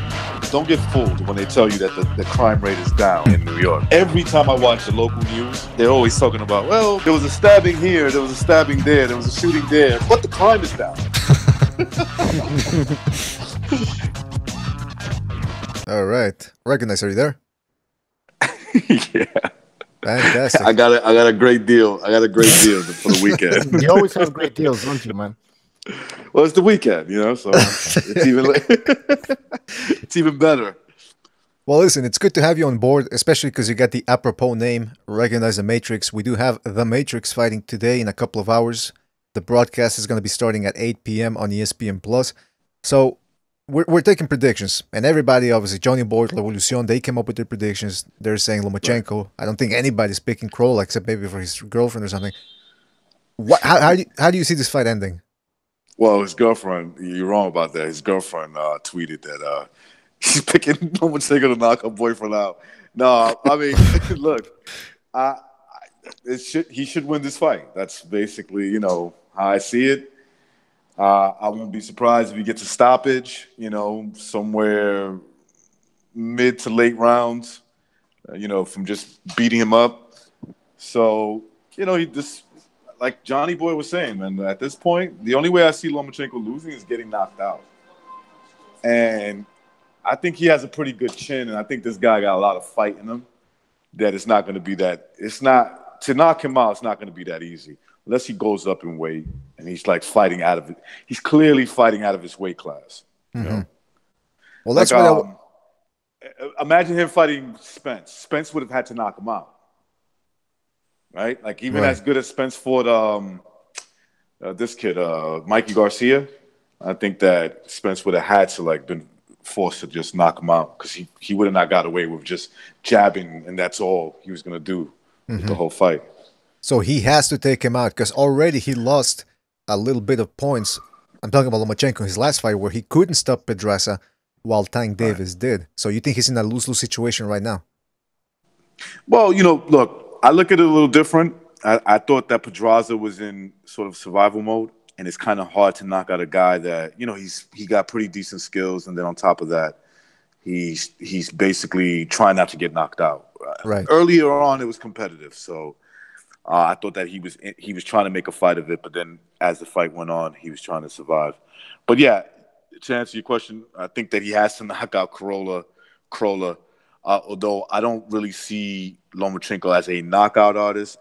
I do think he has power and he gets underestimated with that. But he's not one of those guys who's just going to crack you in one shot. And unless you're being, you're just too wide open. He'll probably hit you with a great shot and knock you out like he did. What was the guy's name? My fellow Puerto Rican guy. Rocky Martinez. Rocky Martinez, yeah. Well, I wanted to ask you this, guys, because I asked Bucho this earlier. What if Crolla comes in and he tries to make it a fight like Salido did? Just barge in, close the distance real quick, clinch, be dirty, go to the body. Could he have a little bit of success doing that? You know what, BDA? I don't think Lomachenko's falling for that shit again, to be honest with you. I think Salido was the second pro fight. It was a learning experience, man. Like, I don't think he's falling for that shit again, bro. Yeah, I mean, if you look at the way he fights too, Johnny Boy, when these guys are trying to come in and they're trying to get rough with him, he puts their head all the way down. He takes, he'll even hold their head and give them a punch. Like he's learned from that. So I don't think that'll work. Yeah, I don't either. Nah. I think Lomachenko will hit them low as well. If they start hitting him low, he's gonna go low. Like after warning the referee, like, hey, he's hitting me low. And the referee kind of lets it happen. I think Loma's gonna start hitting some balls too. Yeah. Yeah, he did do that a little bit against Rigondeaux. I forget which round it was. Remember Rigondeaux was yeah. I saw what you're talking about. Go ahead. Yeah, but I forget which round it was. He popped Rigondeaux after the bell because he got sick of getting held all the time. He's like, bitch, get the fuck off. Oh, did you guys see that interview from a couple of weeks ago? I think it was done by Fight Beat or the Mexican guy with the slick hair. What's his name? Villegas? Yeah, that guy. Yeah, I think that was. Yeah, he was doing. I think it was him. He was doing an interview with Rigondeaux, who finally came out of the woodwork, and he Came out said of the that. closet. Yeah, but he No, I'm said, just kidding. but he said that he gave Lomachenko credit. Finally, he spoke about the fight, and he said, "Listen, he was the better man." And I was gonna say you have to give him credit for that, but then again, what else can he do? Just double down and say, "Nah, he didn't really beat me," or Yeah, right. If he doubled down and it was like, nah, I don't give him no credit because, something else that was going on in my life, or, I broke my hand, he's going to look stupid. So it took him a little while. He sat back and somebody probably told him, look, man, don't make too much excuses about what happened with Lomachenko because nobody's going to take you serious. When he was interviewing Rigondeaux, did he ask him how was Sammy the Bull and the rest of the guys in witness protection doing? Well, listen, he did come out of the woodwork. Came out. He's making a comeback. He got a win, a couple of weeks ago. So good for him. They're talking about matching him up with Tank Davis. Is that what I heard? Somebody said that. I think it was Precise. Are you fucking kidding me? I think it was and Tank. I think so. Didn't somebody say that, or am I making shit up again? He's too small for Tank, bro. Maybe. But then again, Tank Davis does need an opponent. Yeah, they better be careful. I mean, Rigo might knock him out by accident. Well, I'm serious. That's one thing you gotta keep in mind. Rigondeaux has good footwork. He does have a good left hand. It wasn't enough to even make it competitive against Lomachenko, but it did frustrate Lomachenko because it wasn't like Lomachenko was really touching him up all that much. Oh, you know who they should have Tank fight, bro? If he's gonna, like I say, if he's gonna keep pulling these little dudes up, bro, they should have him fight fucking Gary Russell because he don't never fight neither. That's a thing. This fucking guy's hibernating right now, so we don't know when he's gonna fight. I assumed that they want to match him up against Santa Cruz because that's really the fight to make at 126 right now. Yeah, they're in fucking Pocatello, Idaho, with Henry Hill and Sammy the Bull, like they say. That's right. Can't get any fresh tomatoes over there. But this is a problem, man. Lomachenko, not Lomachenko. I spoke about this a couple of days ago. Frampton has the audacity to say that Santa Cruz is dodging him. This is a guy who just lost a fight, Frampton. He needs to build his resume back up, and he's talking about, Santa Cruz don't want none of this. The only thing he didn't say was he don't want this smoke, which is what everybody's saying in the chat room nowadays. That was the only thing he had to say left to turn into a complete and total jackass. I understand he wants to have a big fight, but he's got to build his resume back up. The fight to make right now is Gary Russell Jr. versus Santa Cruz. That's it. I don't want to see fucking... Yeah, I want to see that fight. I mean, the guy fights once a year, Gary Russell. So he might as well just make it for the big fight against Santa Cruz. Exactly. What's up with that? Like, that's what he wants, man. He said it. He said in an interview. Like, I just want to fight one time a year. Yeah, but he's content with the money he's making. That's what he said. I don't know if it's true or not, but can you blame him? Well, I guess. Well, listen, some people aren't fighters, man. Fuck. Some people aren't. If he's making good enough money, good for him. Yeah, I don't think he. I mean, at 126, yeah, that's he the makes thing. like $400,000 a year. Well, that's the thing. He's a small guy, so maybe he doesn't eat that much. Maybe he saves money that way. I don't know. A can of tuna, he's done for the whole day. That would make much more sense, man. Absolutely, I think that's the only sensible answer. Mm-hmm. There's no other answer. We're gonna go with that one. He's a midget that doesn't eat. Now, listen. The other thing we want to talk about is regarding Lomachenko. So I gotta ask you guys, which fight then would you rather see if it came down to it? Lomachenko versus Teofimo Lopez or Lomachenko versus Tank Davis? Davis, man, because all that trash stuff that's been happening, all these fanboys have been backing Davis. So yeah, let's see it. Let's see, man. Let's see it. Recognize Johnny Boy. What do you think? Which one would you rather see? At this point, I'd rather see Tank, bro. Because Tank's already got he had a belt. He lost it on the scale, and he don't want to go up to 135 where the killers be hanging. And but even though he probably should be up there, yeah, I'd rather see him slap Tank Davis around. To be honest with you. Mm-hmm.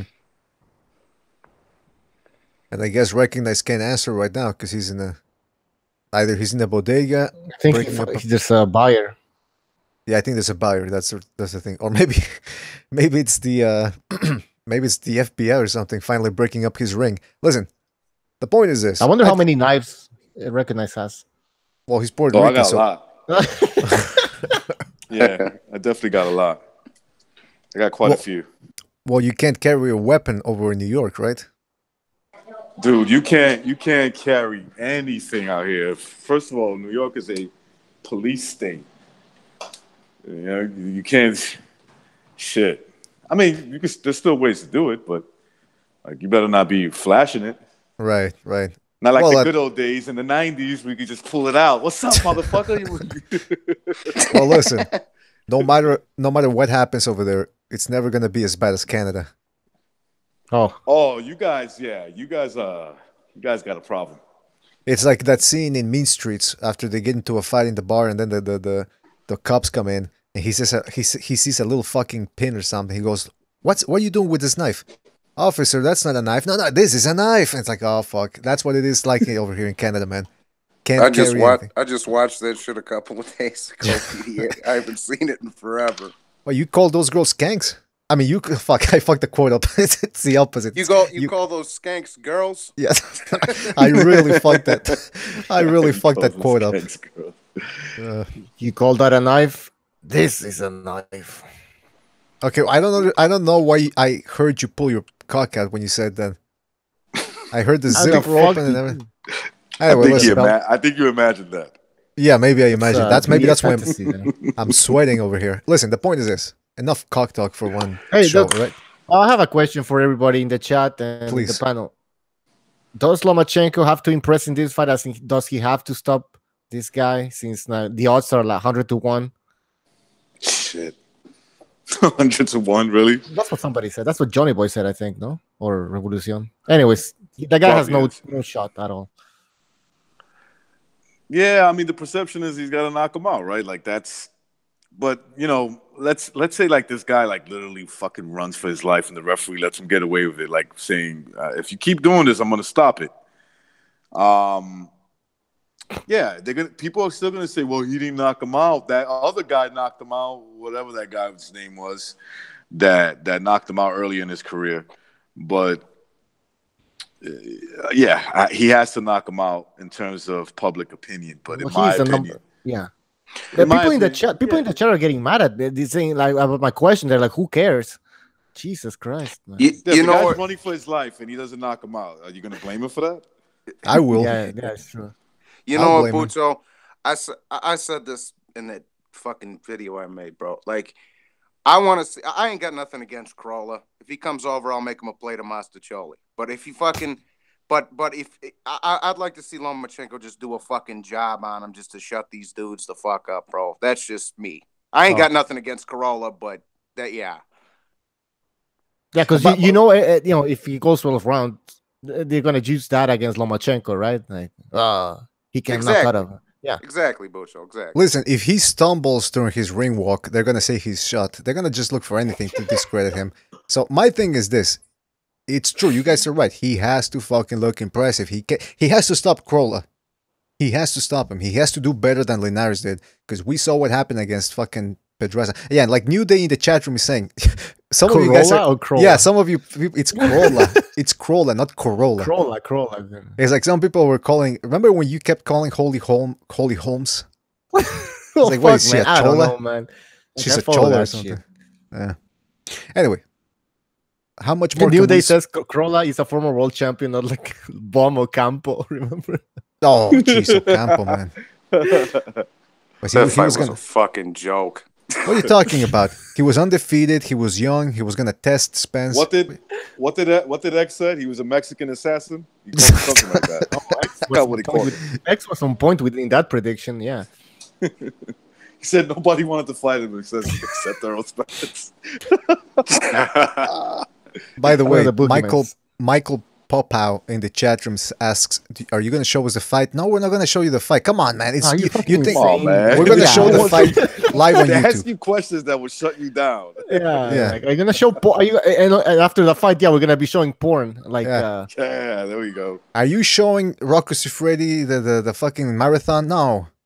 That's on the second channel. Gaping asshole. Are you showing Rocco Siffredi's Gag Factor series? Yeah, can you show us the Fist of Fury series uncut? Like, no. What are you talking about? Yeah, German Persian in the chat room says Yusuf Mack's new movie. Oh, he's got a new one coming out? I didn't know. I gotta watch that. I usually watch all this stuff. On the second channel of BDA Boxing. Yeah. Yusuf Mack is destroyed. His reputation it's in the fucking toilet. Well, listen, he can come to Canada and he'll be a star over here. Right, Bucho? Yeah, come on.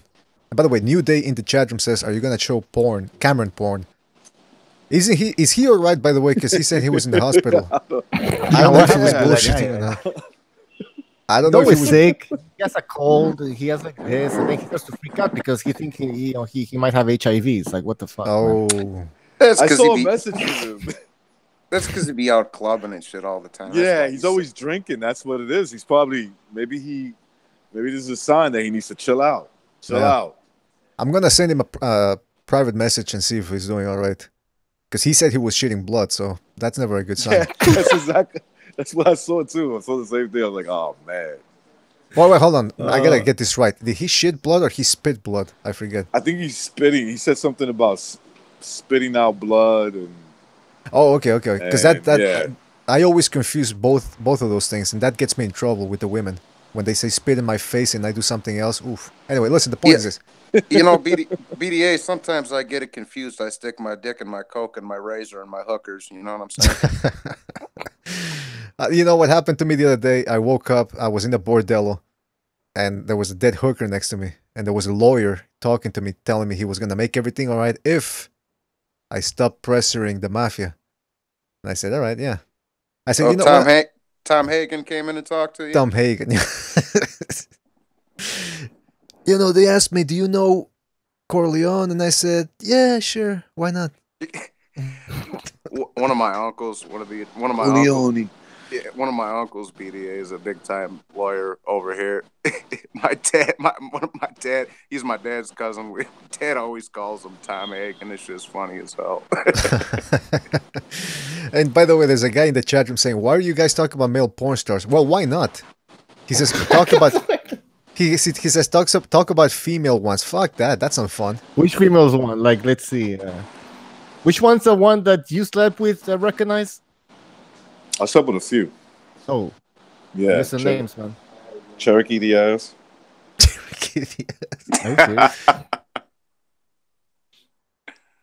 What about your mother? She was in her prime. Your friend's mother. I looked her up. Remember, like you. Is that the name? All right, give me a name here. Okay, so one was Cherokee. Now you have to take me at my word. And if you don't believe me, go fuck yourself. All right. So Cherokee Jeep. No, Cherokee Diaz. She's a black porn star. When she was younger, she was bad. Now I saw her. She's not ugly, but she's a little washed up. Let's just put it that way. Cherokee the what? How do you write that? D, like just the letter D, and then ass. Oh, okay. I think I've seen some of her work. Hold on a second. Oh God, what the fuck? Wait a minute. Is this a girl with a huge fucking ass? Yeah. Yeah. She's from the. Yeah, go ahead. I'll tell you this quick story. Okay, so I went to California, and I was hanging out with a friend that moved out there. He was originally from over there, spent some time in New York, but he decided to move back. So he was like, yo, you ever heard of Cherokee Diaz? And I'm like, nah, never heard of her. She's a porn star. She's bad, this and this and that. You got to check her out. So he took me to meet her, and she was nice. She was definitely younger back then.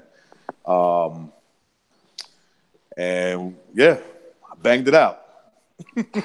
Wait a minute. You could hear that. You could hear that shit from the lobby of the whole. That shit was just. You ever heard the saying "Placata, plac"? Yeah, there you go. Jeez, but wait, are you into placata? That's what are you into that type of shit, or was it just for the story? Well, it was just for like, look, she was for bragging rights. It was like bragging rights. She did have a nice like ass to waist ratio. She's kind of cute, like kind of cute in the face. And I was high, and she was feeling me. So hey, fuck it, why not? How difficult was it? Difficult, or was she there for the taking? Oh no, you mean what? Like difficult in terms of getting her? Yeah, it was pretty easy because she came on to me. Oh, I see. Yeah. She was like, "Oh, you got nice eyes, you got big muscles, you got this, you got." You know what? Recognize when I asked you that question. When I asked you that question, you should have said, "Oh, it's always easy with me." Yeah, it's pretty. I mean, listen, man. I'm not trying to brag, but it's pretty easy for me. Yeah. So just give us a. So how does it feel to because she was unconscious, obviously, right? Nah, man. Like the Bill Cosby route there. Like. Yeah, what did you use? After I drugged up, it was easy, bro. It was just, recognize. What's your drug of use? Rohypnol? What's it called? Rohypnol? Well, a true gentleman never tells. What I did. Recognize smashed a bunch of Xanax up in a dollar bill and poured it in their drink when he was fucking. I told her to sniff that. I said, "Here's a dollar, sniff that." No, now listen. I gave her some money in terms of like tipping her, right? What? Yeah. No, meaning. Oh, you paid for it. You paid for it, man. I met her in the strip club. Oh, hold on a second. Hold on. All right. Shout out to Gonzalo Anaya, who says, "Hold on. I can't read it." It says Lomachenko is a great fighter and a respectable man. I think I can agree with that. I tell you, who's not a respectable man. We're talking about respectable men, and then we're talking. No, but what do you mean tip her? What? I don't understand. Okay, so he told me he's like, I'm gonna take you to a strip club. Oh, okay. We're going to a strip club. There's this porn star that's performing there. Mm-hmm. She was like kind of new to the game, I guess. And right to the game. We call them fishes. We call them fishes in the industry when they're new. Exactly. And when I saw her, she was cute, man. I was like, damn, she got a nice body. I didn't think she was the most prettiest girl there, but the ass, the waist, the whole little chocolate, little Latin. I thought she was Spanish at first. She had like that Spanish look. But then I was in the club, and she told me, "Oh, I'm Panamanian" or some shit like that. Oh, no, I was like, "Hey, whatever. I don't give a fuck what you are. I want to smash." John Gonzalez is giving a contribution of $3, and he says that this is how much I paid for Cherokee. Listen, Cherokee is washed up now. This was like back in 2000, bro. Like maybe 2000, 2001.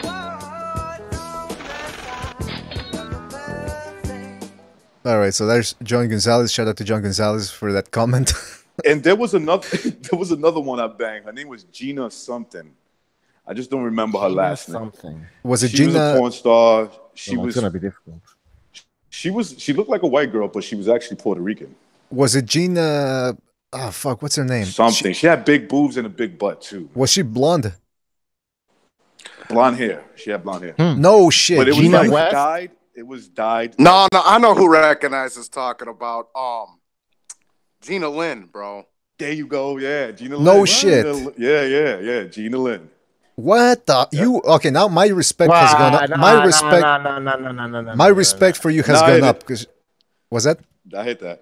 Man. My respect. I gotta tell you, I tip my hat off to you because she is. Now you're talking, man.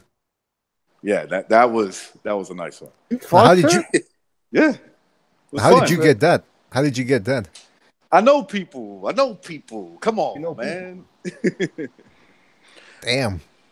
Yeah. I know a lot of people. I was in the industry too, Was that when she was going out with that Eminem looking guy or?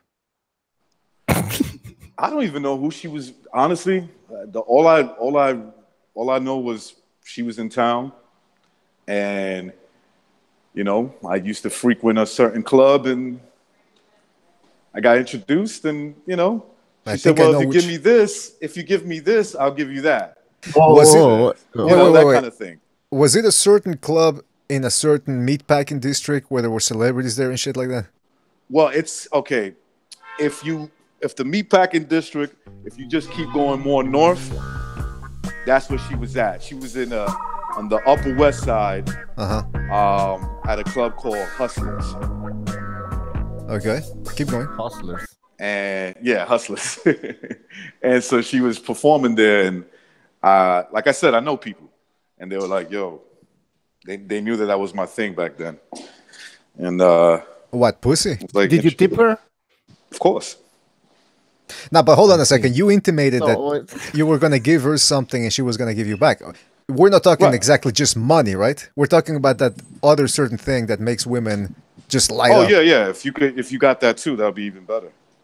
All right. But what you know, the green comes first, and not the other green. I'm talking about the real, you know, green that you could pay for stuff. Right, pine cones. Yeah. Right. And so yeah, man, she was a nice one, and there was another one too. I forgot. Another Spanish chick. I'm serious. Like, I really forgot who she was, but she was nice. I really like. It was. I have like I would say about 3 or 4, maybe 4. You know what? It's interesting because here we're talking about Cameron, and we're worried about him catching STDs. Meanwhile, fucking Recognize the Matrix 20 years ago was really fucking dragging his cock through glass. I should listen. I should have died many kind of ways. Either sexual disease or being stabbed or shot or something. It should have been over a long time ago. So why are you encouraging Cameron's lifestyle? I try to tell Cameron to calm down, man. Like he's bleeding through his stomach and shit like that. You know, he's getting engaged. Like how many girls since I've been on this show. He's probably been engaged to like in love with, not engaged, I'm over exaggerating, but in love with at least 5 or 6 different girls. Damn. Who we talking about? Cameron. Oh, that's how many girls this kid is banging. Like, you know, like let's say for every 1 girl that you like, there's at least 5 that, you know, they just like hit and run and shit. So are you saying he needs a wake-up call? Well, I hope that bleeding through his fucking ass, or whatever the hell. I hope that was a wake-up call. Hey, you know what, Johnny boy? Yo, now you gotta bang that MILF, the one that looks like a porn star, because otherwise Recognize is gonna he's upstaging you right now. Yo, well, shit, Recognize, yeah, but he's got some years on me, dog. I've only popped like 20 chicks or something. Well, like that. That's where you get the advantage, age. Yeah, but. And I've been with the same one for like 2 years, bro. So nah, man. I was talking to John in the chat or in the Hangouts, bro. Not the one that was at the bar, but there's that other one that I was out with when I lost my shoe a couple weekends ago. That was like 37 or 38. Now she was, that was tempting. You know what I'm saying? Oh, I bet, man. Well, you got to step it up, man. Gonzalo's saying that Recognized bank players as shields when he was, I don't know what the hell he's talking about. When she was a woman, I banged her, yes. Oh. And by the way, John Gonzalez in the chat says Cameron has Zika. He has a Zika virus. Hey, by the way, have you seen those Zika babies? Have you seen those babies with the Zika virus? They look adorable. Who wouldn't want a baby like that? If I have a baby, I want one with Zika, man. Come on. The Zika virus. What the fuck is the Zika virus? Never seen it. In Brazil, I think they have that shit. Jesus. And by the way, this is what everybody's asking in the chat room. How Recognized got those porn stars? We have audio. All he did was go up to those women and say this. Respect the cock. That's right. That's all he said, man. That's all I said. That's all he said. Respect it, love it. Because you gotta have confidence, right? When you say that. You have to, of course. Yeah, you can't go there and go respect the the cock. Nah. Hey, Hey, hon, can I buy you a drink? But I Tame the cunt! Yeah, I like that. That's the best. Because it is a game, guys. You want to think it's not. That's right. It's all just a game. And then this shit happens. Man, everybody got AIDS and shit. All right, listen. The point is this. John Gonzalez says, BDA, where is that sound clip from? Which one? The Tame the Cock? Yeah, probably. Yeah, well, that's from Magnolia. You know, Tom Cruise's character. He plays a... What's his name? He plays a guy that teaches men how to pick up women. Did you see that picture of the Russian chick I put in the Hangouts? She was the one that's all... I did. The shaved one? Nice. Good catch. Yeah. See, that's nice. That's what they do nowadays, eh? That's what they look like Girl Scouts. They're all shaved. It wasn't like that back in my... She was a freak, bro. She let me do whatever the fuck I wanted to or do. Like, are we talking snuff or... No, but like I... Ah, shit, then that's not everything, sorry. Snuff. Nah. No. Hey, listen, that girl was nice looking. The one you send, Yeah. With the perky breast. Let's put the picture. Hold on. Perky everything. Let's put the picture up. Let's see if YouTube takes us down. Come on. Yeah, fuck. By the way, who keeps renaming the chat room? I mean, yeah, on the... I know, man. What's it called now?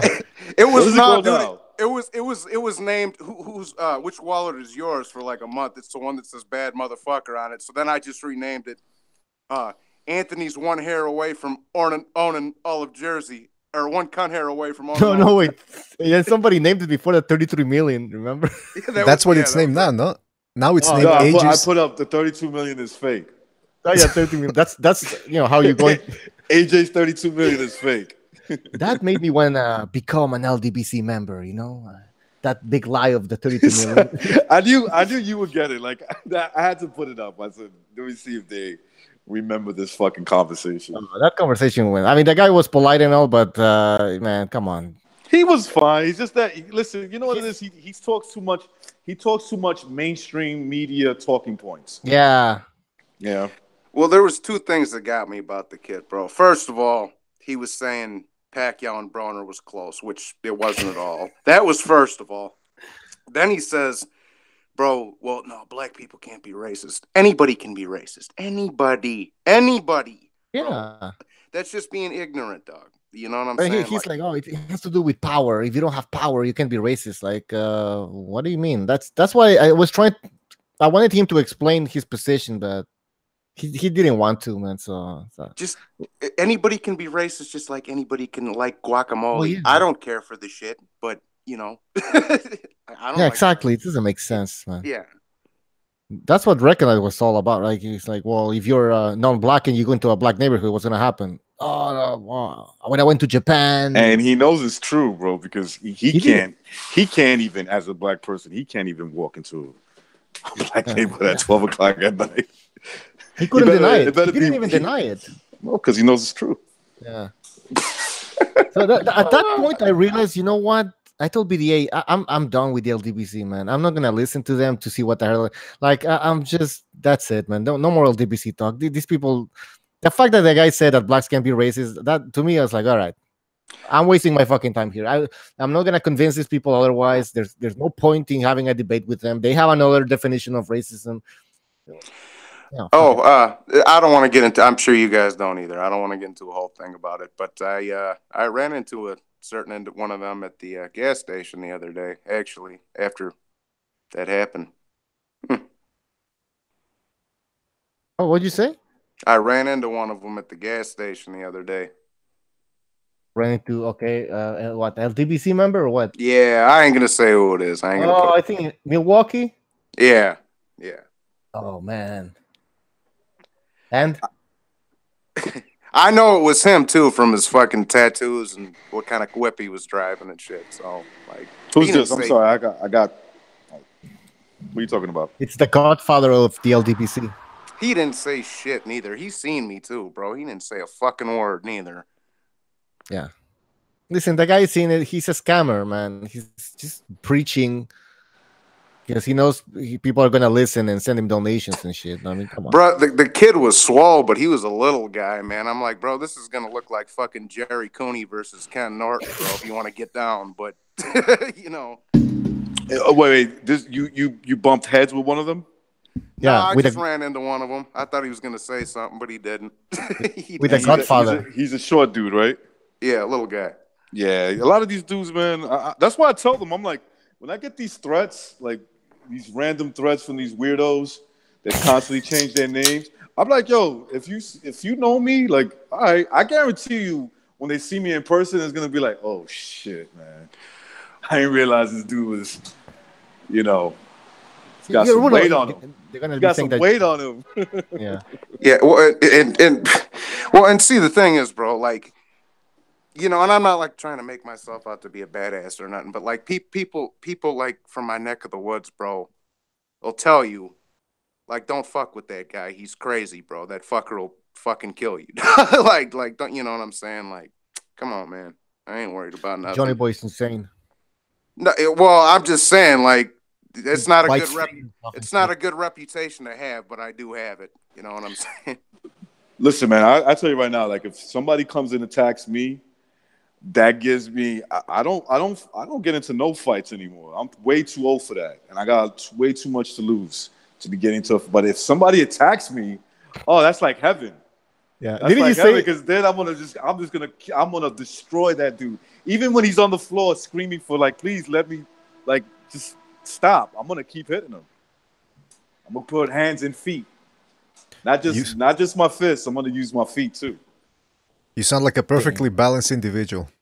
Yeah, of course. You got to be balanced. Shut up. Listen, if somebody attacks you, that's the moment to, like, just let it go. Yeah. Be free. Yeah, be that's free. That's the way. Yeah, that's the thing. They want you to fuck. You know, they want to fight. So hey, if you go look for them, you're in the wrong, right? Like, if you go out there, first of all, it's a bad thing, because if you go look for somebody, you never know. You could get the, you know, not only you could go to jail, but, you know, you kind of pull out something, man. Yeah, they pull out a gun. They're justified. Yeah. Now, if they come up to you, it's a whole different ballgame. You just tell them, you know, listen, man, I don't want no problems, but, you know, get the fuck out my face. Like, if you want them to do something, right? Like, hey, listen, man, I don't want no problems, so just get the fuck out my face. And then more than likely they're gonna try to attack you, and that's when you do whatever the hell you want to do. Hey, you know, are you saying that you miss those days? The old days recognized? Is that what you're saying? Nah, definitely I don't miss, like, getting in. Look, like I told you guys, I got into a lot of trouble when I was younger. You know, I got battle scars too. So it's not, but at the same time, it's like, when you get older, you got a lot to lose. You got more responsibilities, right? And you can't blow it on just one single fight. But if somebody attacks you, then you can use your self-defense to the max. And that to me would be a perfect situation. That's a perfect situation. Yeah, see, recognize I'm starting to come out of that phase now, because I'm 26 going on 27, so I'm like coming out of that phase. Revolucion in the chat room says, recognize his voice, he's sounding a little shaky, like he's getting aroused thinking back to the old days.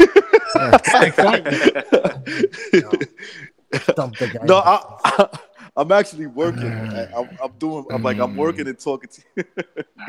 Nah, man. Hey, you know who's low key? Man. Yeah, go ahead. No, I was just gonna say, fighting could always end bad. That's the way I see it. So, well, you know what? I'd rather avoid it. I was listening. You've been in a few scraps. Have you ever knocked somebody out and then they hit their head on the pavement and you go, "Oh shit"? Oh yeah, yep. Yeah, I have too. Definitely. That's I fucking hit a guy dangerous, so man. hard he started having a seizure on the floor. Oh, yeah. Jesus! Did your friend Paulie Walnuts shoot him and then take the money away? Yeah, I know what episode you're talking about too. He's still going, this prick. Don't they got medicine they're supposed to take? Yeah, don't they got medicine for shit like that? Like, no, dumbass, they don't have medicine for a guy who just got his head split open. Hey, but you know who's low-key dangerous in this hangout? Gonzalo. Who? Because Gonzalo definitely is. Because he posted those pictures of when he was in the army or over in Iraq. He was fucking handling the 50 cal. I mean, this Oh, motherfucker, those are he doesn't dangerous sound dudes. he doesn't sound like it, but I bet you if you go at him, he's gonna fuck you up, man. Hey, Yeah, Rasclot222 in the chat is saying, I thought he was talking to Recognize. He's talking to Precise. He says, tell Precise Presenter to stop docking me. That Eastern European boxing fanboy is running. All right, but Rasclot, remember, if you want to call somebody out, you got to call them out on a specific thing. It can't just be, you're ducking me. Ducking me on what? Because if we go to Precise and tell him, listen, Rascal wants to debate you, he's going to go, debate me on what? And I'm going to look like a fucking asshole. So you got to give us a little bit, you got to be more specific here. What is it? And we can arrange it. Yeah.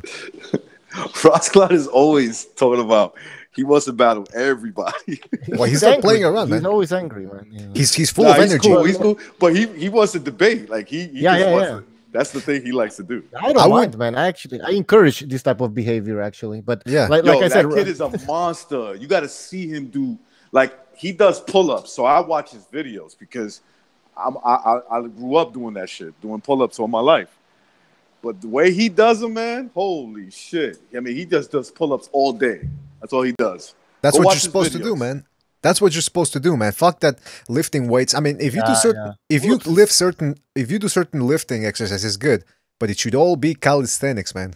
That's you need to be able to pull your own weight. You know what I mean? Exactly.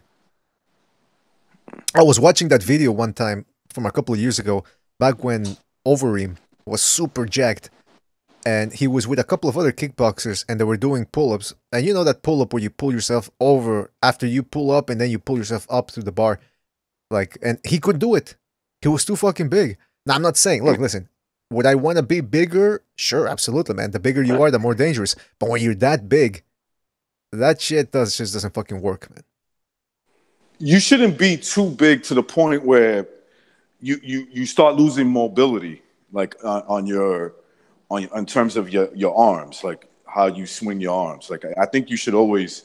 There's some people that get so big. You ever see them? You're like, I know this person has a hard time fucking like scratching his back, wiping his ass, anything. Right. That's true, man. Well, a guy told me that one time. A guy said that he was getting way too big. That the moment he realized he couldn't wipe his ass, he got scared. He started panicking. And that's when he stopped with the fucking, because he was roiding and everything. He wasn't just lifting. Yeah, he was doing you see, that's the thing. I was too scared to do it, man. Do the steroid thing. I was just too scared. I was afraid to do that shit. But that's the thing. That's the thing. Nowadays they do it more controlled, and you can actually get a legitimate prescription, and that would be perfect for you, who's still physically active, but you're in your 40s. So that would get you back to. Obviously, you wouldn't. I don't think you'd be as good as you were in your 20s, but you'd be better than you are now, natural. You know what I mean? You know, I can't, like, honestly, at this age, doing the workouts that I do, I think it's fine. I think it's perfect because it's like I'm not killing myself, but I'm staying, I'm staying active. I can feel the blood flowing. Right. But I don't want to get into that because I had got into it at one point where I was just fucking working out like crazy. I told you I benched like 400 pounds one time. Something like that, close to it. It was like 300 or 390 or 400 I lift up. I'm still more impressed by the fact that you fucked Gina Lynn, but go ahead. Yeah, man. Who cares? Fuck, man. Yeah, how was it, though? Was it good? I mean, to me, it was just like regular chick, that you would meet. She's in the industry, right? I mean, you know about that BDA. Oh yeah. So they're a little bit more right to the point, they no problem going down and taking care of you, and whatever else you want to do. But you see, I mean, it was good. For me, it was just like at that time, it was just like status, just to say I fucked her.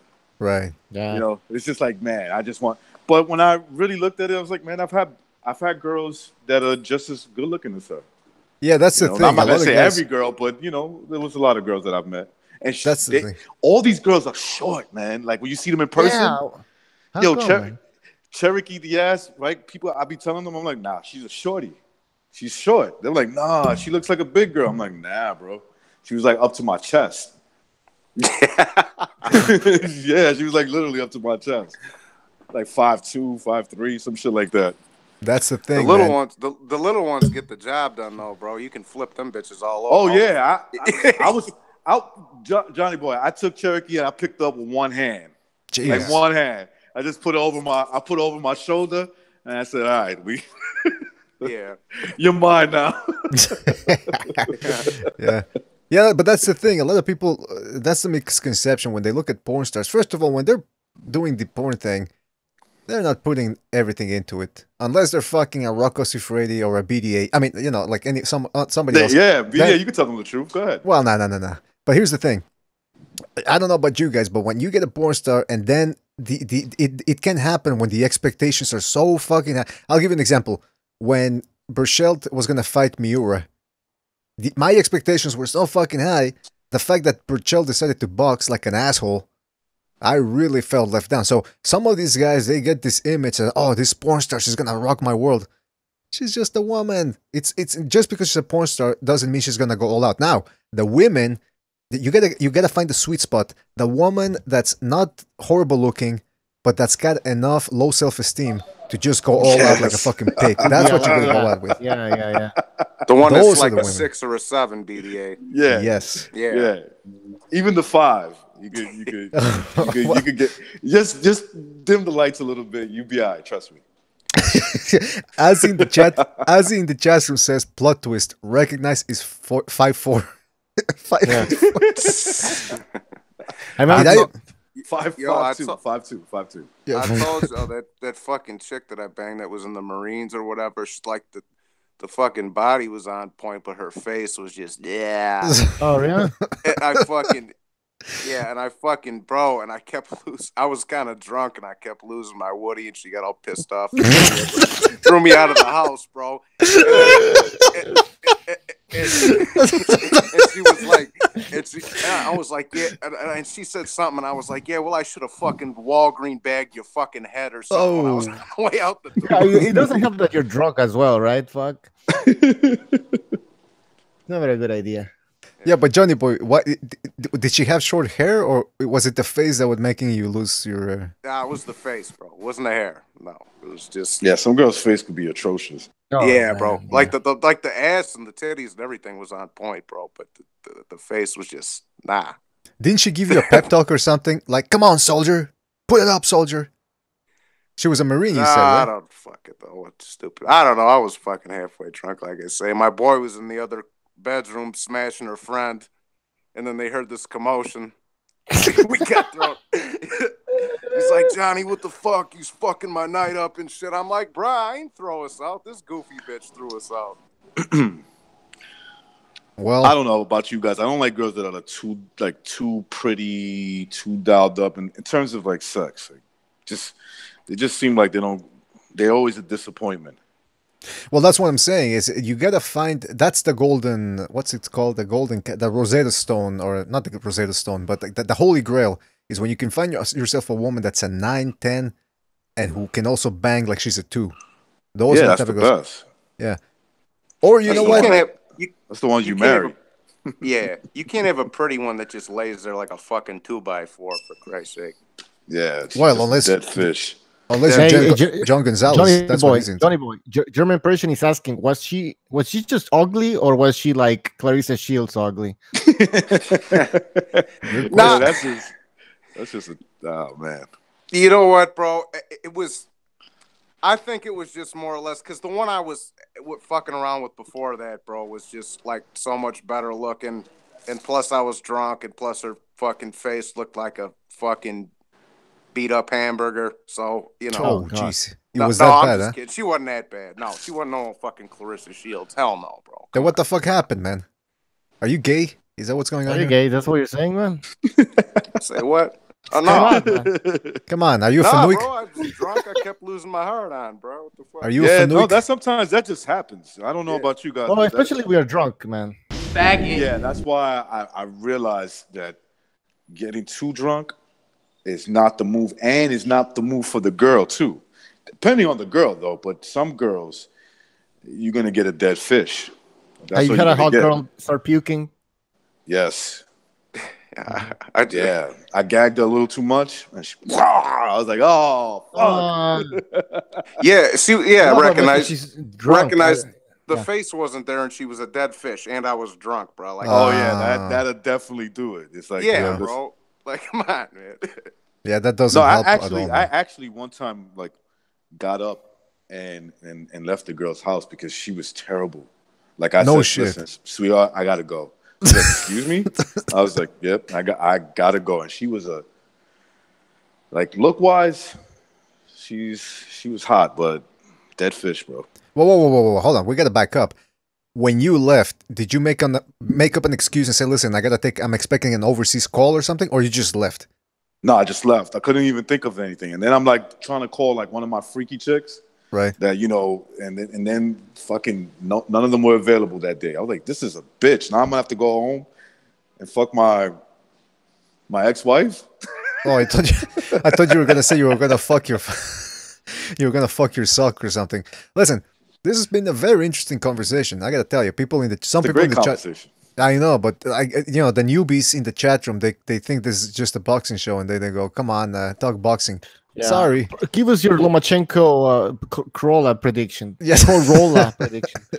Like, listen, Lomachenko should win by a landslide. Hey, what's your prediction?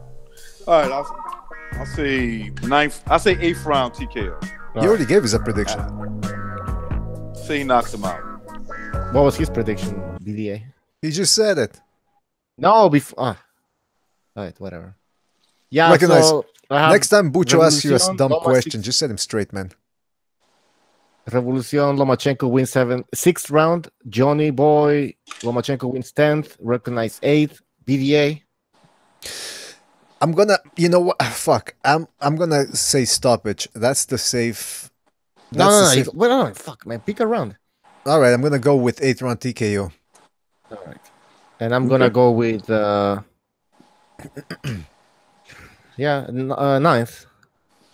Yeah, you kind of doubted yourself there. What the fuck? No, because everybody's picking the 8th, so I'm gonna go like 1. Oh, but Butcher, you can't do that. So people are. If it's the most logical thing, then you gotta go. Yeah, I think it's gonna be 8th. No, I'm gonna go with 8th. All right, I'm gonna say 8th, but I'm gonna say he's gonna knock him out. It's gonna be a 10 count. He's putting him to sleep. Whoa. Or something like that. Could be. Yeah, man. Like I say, nothing against Crolla, but I just want Lomachenko to do a number on the guys so these dudes can shut the fuck up. That's all. Yeah. Hopefully. Well, you know, don't pay too much attention to those. I don't even think they're saying that. Well, I don't even think they believe that what they're saying about Davis beating Lomachenko. I really doubt it, man. Listen, anything could happen, but he can't outbox him. That's for sure.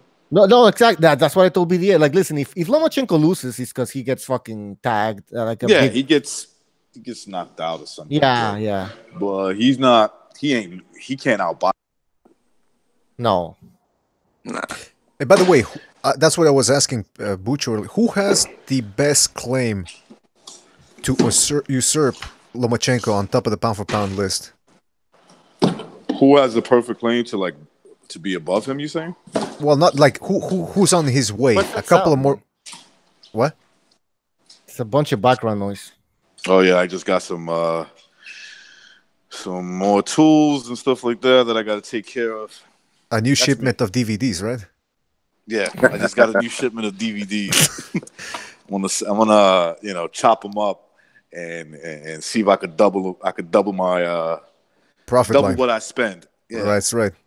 But yeah, the what question, time is the ESPN event? Technically, it's already started, but I think right now they're on the undercard. Oh, that's right. It's all this. This is today. Lomachenko. Yeah. Why am I thinking it's tomorrow? Recognize. I told my pop said the same thing. He's like, why are these fucking broads fighting on Saturday and Lomachenko's fighting on Friday? This shit's ass backwards over here. Yeah, listen, man. I'm tired of people talking to me about. I'm like, yo, listen. What part you don't understand? I don't watch women boxing. I just don't. Some people, it's not. Me neither, and it's nothing against it. You know, I mean, it's just like, listen. You want to do what you want to do. That's fine. It's just like, no, I'm not into women fighting. That's not it. I like women. Don't get me wrong. I just rather see them doing something else. You know what it's like? It's like when some people tell me, listen, I'm just not into boxing. They can't get into it, and it's the same thing. I don't blame anybody. So I don't think anybody should blame people that don't watch women's boxing. Listen, do I wish female boxers would get paid as well as men, sure, why not? Listen, if they're putting in the work, they deserve to get paid. But there's not that much of an audience right now, and let's face it, their fights are just not as entertaining as men can be. So that's it. Yeah, two bitches could just hit each other for like fucking. I mean, go watch a street fight. That fight lasts for like 5 minutes of pulling each other's hair. They hit each other like 20 times in the face. Dude, man, a male fight, if you got two guys hitting each other 20 times in the face, you got an all-time classic. That's what exactly. You got two dudes hitting, they both scored like 20 shots. Shit, you're like, damn, that guy's dangerous. Yeah, when the bras be fighting in the street, bro, you just see fucking hair getting pulled and fucking, people getting clawed and shit like that. Well, that's why I wanted to ask Jimmy that about whether, because in jail sometimes people slice each other's face up, especially if But that's why I wanted to ask Jimmy, because he used to work as a guard in a prison. And I wanted to ask him if those things happen more in women's prisons than in male prisons. No, I'm gonna tell you, I don't look, I don't have to work in that shit, but like I've been in court and in that facility before several times where I always notice you look at the men, we got like most of the men they got a slice mark in the face, especially if they did enough time, right? Like you can always see they got like slice marks in their face, on their arm. The girls there, they just look like they're strung out. Like, like maybe I don't know, maybe some girls getting abused sexually, eat this pussy bitch, like that kind of thing.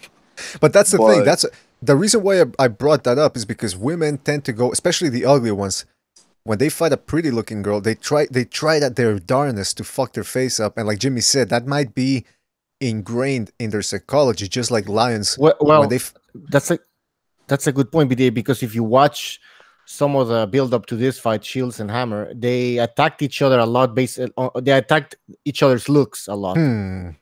Yeah, that's a. I mean, you're not gonna see that between two boxers, right? Two male boxers. Yeah, well, Orlando Cruz. That's when you notice they're gay. Oh yeah. Yeah, if Orlando Cruz ever fights Ryan Garcia, we're gonna get those shoes are so 1995, honey. Exactly. The way you said it, exactly that's how they will. Well, that's what the argument would be about. Like, I've gotten into fights. Those sandals are 2016. Nobody wears those anymore. By the way, I'm gonna beat you up for wearing that shirt. If them two fought, they'd go home with each other afterwards. And they would. And watch fucking Midnight Express together, bro. And you know what? They can't fight on a Sunday if the what are those awards called? The Tony Awards are on. Like, all right, let's get this fight over with. I gotta go watch the Tony Awards. By the way, no, they're gonna promote the fight at the Tonys, man. Yeah. you throw Yusuf Mack in there, he's fucking both of them. Oh shit! Shit. Yusuf Mack is gonna suck both of them off and then fuck them. Both of them. No, he's gonna suck him. He's gonna suck him off, and then he's gonna beat them up. That's the type of gay guy I think he's into. Like, he likes to beat people up. And by the way, we got Gonzalo on the line. Gonzalo, you there? Yes, hello. Hey, how you doing, man? What up? What's up, buddy? How's it going, guys? So Gonzalo, good to have you on board, man. He gave us his predictions in the chat. He said Lomachenko wins round 10. Yeah. By the way, Bucho, sorry, we got a caller. Do I take it or? Because the delay. It's not gonna work, man. Yeah, just a heads up to everybody in the chat room or anybody listening who might want to call in. We've been having some trouble with the delay on the phone call, so you might not be able to hear us properly until we get this fixed. I don't know. So I don't know, Bucho. Well, give it a shot. Let's see, man. I don't think it's gonna work. All right, let's give it a shot. Then we'll get to Gonzalo. Oh no, he's gone. Oh yeah, it's not gonna work anyway. So. And by the way, there's a guy named El Polo Aco Powell. Is that Pavel with a new name or? El Pollo? No, not El Pollo, but El Pola. Polak. El Polak. El Polak Powell. Is that Pavel? Is that you, man? That's like Pavel, man. That's probably Pavel. Yeah. You know what? Pavel is probably. Pollo's chicken, isn't it? Yeah, but that's what I was gonna say. Pollo is chicken. Pollo loco. Pavel is probably like the John in English, you know, like I mean of Polish. It's like John. I went to El Pollo Locos in California. That shit was nice. Oh yeah, that's good, man. They don't have that shit over Mexico, here. too. They don't have that shit over here in Canada. No. Sucks, man. But by the way, all right. So I feel bad for you guys out there. I know, man. You know what we do have? We have this fucking rotisserie chicken place called Saint Hubert or something, and it's just not that good. I'm sorry. Just not that good. Anyway, I don't even know why we're talking about chicken here. Gonzalo. Yeah. Are you going to be watching Clarissa Shields versus Hammer tomorrow, or is that not your thing too? Well, I gotta see if I can find it here in the Philippines. Yeah, it's not worth true. Yeah, that's I'm gonna try to get the fight today in one of these. If they're playing it in England, I could watch it because I got this router where I can watch the channels from England. I'm sure they're gonna play it on. Listen, to be fair, I don't even know if Clarissa Shields or the other girl she's fighting, I don't know if they're good or not, but because I don't watch them, it's just not entertaining, man. I try to watch Christy Martin and Lucia Riker. I kind of like them. I'm not gonna lie, they were kind of fun to watch. Well, I'll tell you what, I saw Clarissa Shields fight once, and she's not that bad for a woman. You know, her style is she's not what was that, Mia St. John or anything like that. You know, she's actually kind of good. So she's got decent hands for a woman. Exactly. Yeah. Yeah, I had asked a long time ago. My question was, you know, these girls. Obviously, a female's not going to hit as hard as a male, but you know that girl from the UFC that beat up Ronda Rousey, and Christy Holmes is her name, I believe. But this girl's name was the Lioness. She's a female. She's got knockout power. How would she do in boxing? Is she different or is it the gloves? She did used to box. She was a champ. Yeah. Fuck, man, that girl can crack. Is she hitting different than? Is she putting more snap, or she just better than a boxer like these boxer chicks? Well, you gotta remember, she knocked out Ronda Rousey with a kick, not necessarily with a punch. And you also have to take into consideration when they got the bigger gloves in boxing, they can hit harder. Scientifically speaking, they did a test where they hit with a boxing glove on, and then they hit with an MMA glove on, and actually the boxing glove on, you can hit harder because of something had to do with the transfer. Not the transfer, but the weight. The weight was. It's the weight of the padding. Yeah, something like that. So, and then also I'm sorry. Go ahead.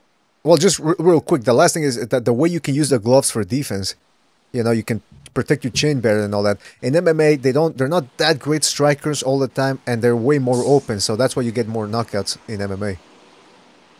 Hey, by the way, Rascal and Precise are going at it in the chat. Russell keeps telling him that he's avoiding him. But like I said, Russell, listen, you want to debate Precise, you got to give us something, man. Yeah, you got to show us something here. Yeah, East European, like, what is it? Like, I don't know, but you need something specific, a specific topic, man. You're only as good as your last envelope. That's right. That's right. That is right. I also heard... Sorry, BDA. I also heard that the bigger glove causes more brain damage. Is that right? Because it distributes the punch to like a bigger area of the head. Yeah, it had something to do with true? It had to do something with the distribution of the gloves. Yeah, that's what I heard. There's a video with Buzz Rutten. If you guys know that guy, UFC fighter, MMA fighter. Yeah, that's the one I'm talking about. Yeah. And by the way, recognize I'm lowering your mic a little bit because there's just too much background noise where you're at in the city. Buzz Rutten's a tough motherfucker, bro. Yeah, but he was. But he never really had a lot of MMA fights, huh? No, He fought in Pancreas, which is like you hit with your palms. Yeah, but he's a tough motherfucker. Kickboxing background, but yeah, obviously he's insane, right? He's a good fighter, but we just really never saw him in an MMA fight, though. Well, he was. Weren't these guys always questioning BDA? Weren't these guys always questioning if Steven Seagal was really a good fighter and Chuck Norris? Yeah, but I thought that they were like more Hollywood. Well, they were. I mean, fucking. First of all, it was Steven Seagal. Come on, this guy. In terms of their fighting, it's like fake. In other words, it was kind of like it is, man. Yeah, I don't think Steven Seagal was really in shape to be a fighter. I don't think he trained. I don't think he did pull-ups or push-ups and anything like that. Come on, man. I think he just trained his little Aikido thing, the joint manipulation. Which is bullshit, man. I mean, like, that guy comes at you and just touch him lightly, and the guy falls on the. You guys ever see? You guys ever see that video of that guy who does Wing Chun? What's it called? Wing Chun, right? Or what's it called? Wing Chun. It's wushu. Wushu. Yeah, wushu. It's a form of karate where they use what? Go ahead. Because I don't know what the fuck you're gonna say anymore. Anybody seen Richie? Yeah, hold on a second. It's wing. It's not wushu. Wushu is the thing with the. That's Chinese, man. It's Wing Chun, man. I think it's Wing Chun. Well, it's a form of art, anyways. Yeah. Yeah. Whatever. Anyway, yeah. It's this. It's this. Hold on. I'm gonna put up a picture to illustrate because I can't fucking explain it now. It's this type of fighting where you're using the elbows and the arms to deflect your punches. And there's this channel on YouTube. This British guy who looks like a peanut. He's shaped and he looks like a peanut. And he teaches people how to use Wing Chun. And supposedly there's all these Wing Chun guys, black belts. They all say, "Oh, the UFC won't allow Wing Chun guys because we're too dangerous."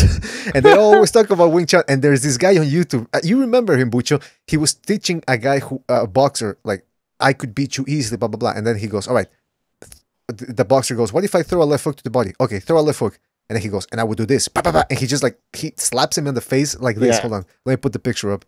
So yeah, but obviously the boxer is just throwing a slow right hand. Exactly. And that's when you made the joke. You said, imagine this motherfucker against Mike Tyson. Yeah, Mike one. Yeah, fuck that. That guy's dead, man. In a street fight, boxing fight, whatever, it's always easier to watch a fight live and say, oh, I could dodge that. Oh, that guy looks slow. When you're actually getting punched in the face and the punches are coming at you and you don't know when they're coming at you or where they're coming at you, then you find out what it's really... You really appreciate a guy's defense and a guy's reflexes. All these people that think, oh, I could... And by the way, most people don't know this. Punches in the street fight hurt. Maybe not in boxing all that much where you can use... Especially if you get headgear or whatever. But in a street Palm fight... shots are the best, man. Palm shots. Yeah, that's right. They'll take a man out. Yeah. No matter how big he is.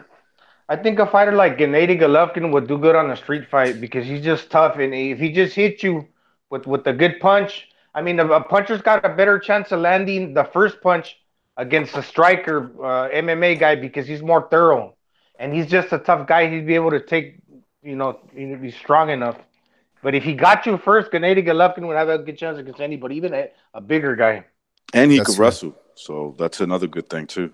Yeah, that's a dangerous combination. Somebody who can wrestle and box, man. That fucker's punches probably hurt. Yeah, it's good. Yeah, you know something? I told you guys I met him, and when I shook his hand, he had a strong grip, and it was like he wasn't trying to give me a strong handshake. It was just naturally that way. You could feel the power in that dude's hands. Yeah, you see it's his fucking forearms. That's where the fucking... Because when you got strong forearms, that stabilizes the wrist. And so you can punch. I think that has something to do with boxing power. Maybe not everything, but I strongly suspect that if you got a big wrist and a big forearm, and you got that shit trained, your wrist is more stabilized, and therefore you can hit harder. Yes. Do you know who was like that when you were talking about pull-ups? Terry Norris could do 40 pull-ups when he was in his prime. He used to train out in Campo, California. Now, when you say 40 pull-ups, you're not talking like those bullshit half pull-ups you see on... No, but this was Terry Norris. He was a badass. Yeah, but you mean like from the way down all the way up? Military. All the way up, yeah. Military pull-ups, essentially. Yeah, military pull-ups. Yeah. Damn, fuck, 40 in a row, yeah. Fucking shit, man. We gotta ask Terry Norris. Well, he's also got light body weight, so true. That probably helps him somewhat. I'm more impressed with somebody who's like, heavier, and they could fucking pick themselves up like 20 times. That's a strong motherfucker. I'm talking about all the way down and back up. There's that video of James Stoney sparring Gerald McClellan, and in the background you see a guy doing pull-ups. And I was watching it, and I'm watching the sparring, and then I keep seeing that the guy's doing pulls. One, all the way up, all the way down. And when he goes down slow.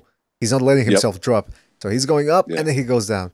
He goes up, he goes down, he goes up, and I'm watching the video. I'm thinking, this motherfucker's still going. He wasn't stopping. He was doing and he was doing them slow, not kipping, not those. What do they call those? That new workout that everybody does, the CrossFit thing.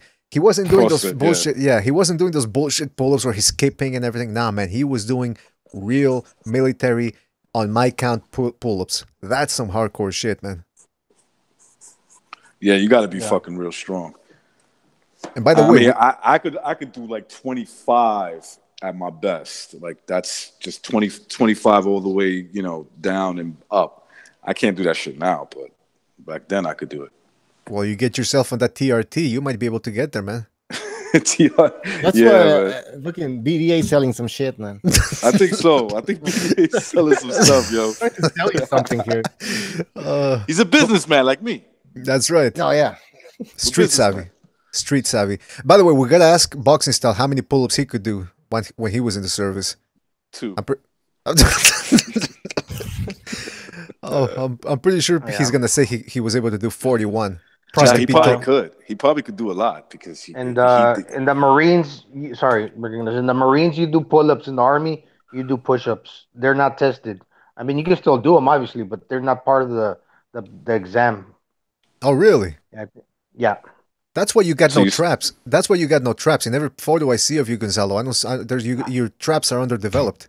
You got to do those pull-ups, man. Yeah, to think they were gonna take my trap. Yeah. Go ahead. All right. I guess nobody. Oh, sorry. We're getting connection issues here. Yeah. So that's what I'm about to do. We're having some connection issues here, so bear with us. As soon as I get out of here. All right. Yeah. Sorry. Drinking some wine. Maybe we should end the show. No, I mean it's. Who said they're drinking wine? Who said they're drinking wine? Right I'm drinking wine. Man, what? You're shitting on me now? Hey, I live in a bunch of French people here, so yeah. You're turning French. That's what's going on. Ooh la la. Hey, BDA. Yes. Do you guys think Bruce Lee would have done good as a mixed martial artist in real life or as a boxer? I don't know, man, because they never show. There's no fights out there of him. No, there's that exhibition thing with you never seen it? He's wearing a headgear and he's like some guy comes at him and he punches him once and then like I almost get the impression. Listen, I'm not saying Bruce Lee couldn't fight. I'm sure he could, but I almost get the impression he won on reputation. He was like a bullshitter. In other words, it's possible. I mean, we never saw him in a fight, so we can't. I am Bruce Lee. Yeah. Let's say, like, I am Bruce Lee. You sure you want to fight me? Because he was an actor too, right? He comes from an acting family. Well, listen, here's the thing. Mr. Miyagi couldn't fight neither, bro, in real life. That's what they say. Oh no, definitely. He was a bullshit. He wasn't a martial artist. He was just some fucking old guy that got apart because he was Chinese. Yeah, exactly. You know who knocked out Jean-Claude Van Damme, I think in the late 80s or the early 90s, and a famous strip club over here in Manhattan. Oh yeah, it was. Yeah. Chuck Zito knocked out. Chuck Zito's like a known mafia. Yeah. Like a bouncer, but more than that, you get what I'm saying, right? He's a Hell's Angel. He's not a mafia. Yeah. Right. Yeah. That's one. He was a Hell's Angel, and I think he did more than just bounce. Like a bouncer and be your personal bodyguard, if you ask me. But he, fucking Chuck Zito got into it with Jean-Claude Van Damme, who was like drunk, and I think he might have been harassing the girls there at this. Some shit like that, right? Like he's a weirdo. Like you can just tell this guy. Chuck Zito beat his ass. Chuck Zito knocked him out, one punch. I heard that. I got into boxing, so I can see him throwing a good fucking, a good punch. He was one of the Dagos in Oz, bro. Yeah. Remember when they had the boxing tournament? Yeah, he was the only one that could box. Like you could tell by technique. You could tell. Yeah, and that guy's dangerous because he's the type of guy that he'll pick a fight with anybody. Those are the dangerous guys. He used to work out with Arturo Gatti every time. Remember? Yeah, I remember that. Yeah. I remember I met the guy and I shook his hand and he's like, "Hey, how you doing?" That guy was a real fucking. He's a monster. How you doing? I think what made Jean-Claude Van Damme real famous was that the fact that he could do the leg splits, but he was really a ballerina dancer or something. Yeah. You want to hear a funny? You want to hear a funny story real quick about somebody famous I seen the one time? Go ahead. So I was at the fucking White Sox game with my pops and like two of my cousins or something, bro. And we had like nice seats, like they was like center, like not center field, but like right behind the batting plate and shit. And there was this tall ass dude sitting like a couple rows ahead of us, bro. And he had a hat and glasses and shit on, so you kind of knew it was somebody, but you didn't, you know. And fucking, they showed him on the mega screen, and somebody was like, "Holy shit, it's Vince Vaughn!" And the dude just got mobbed on by like 100 people, bro, and he just dipped and ran. Oh yeah.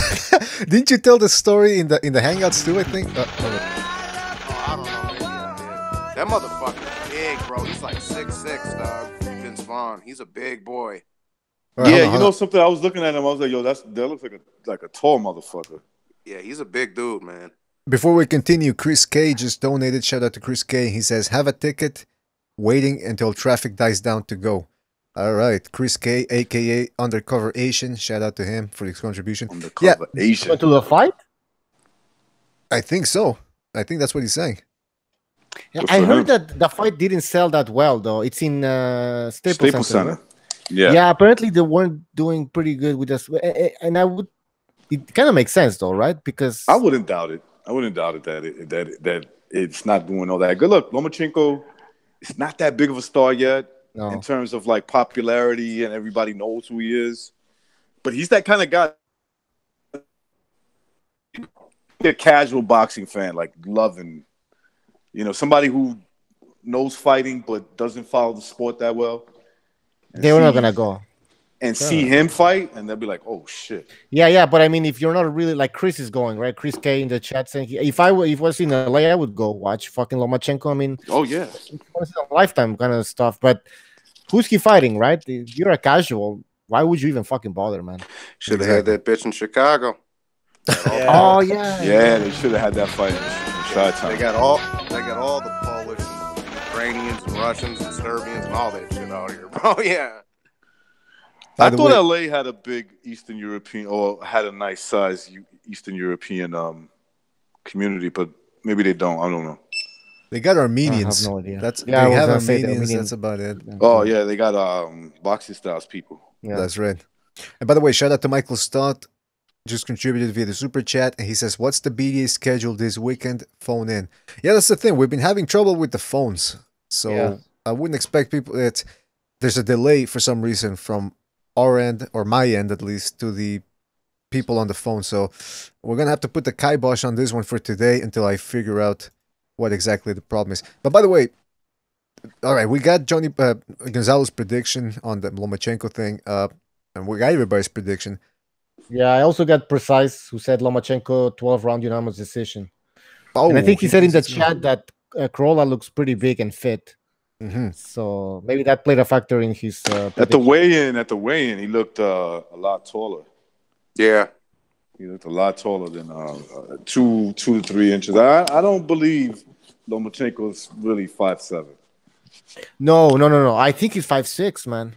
Yeah, I think they're trying to boost him up, give him a. And his shoulders are not that wide either, right? He doesn't. No, look he's like not a broad big shoulder. dude.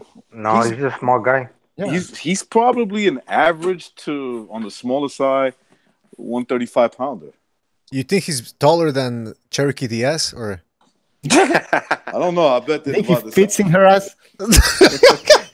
Dude, if she sat on him, he'll disappear.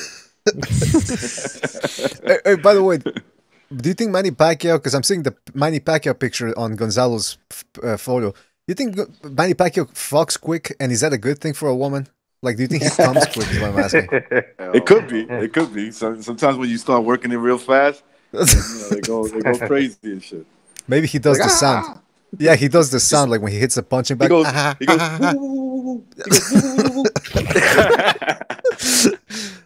keep pulling it out and stuffing it back in. Yeah.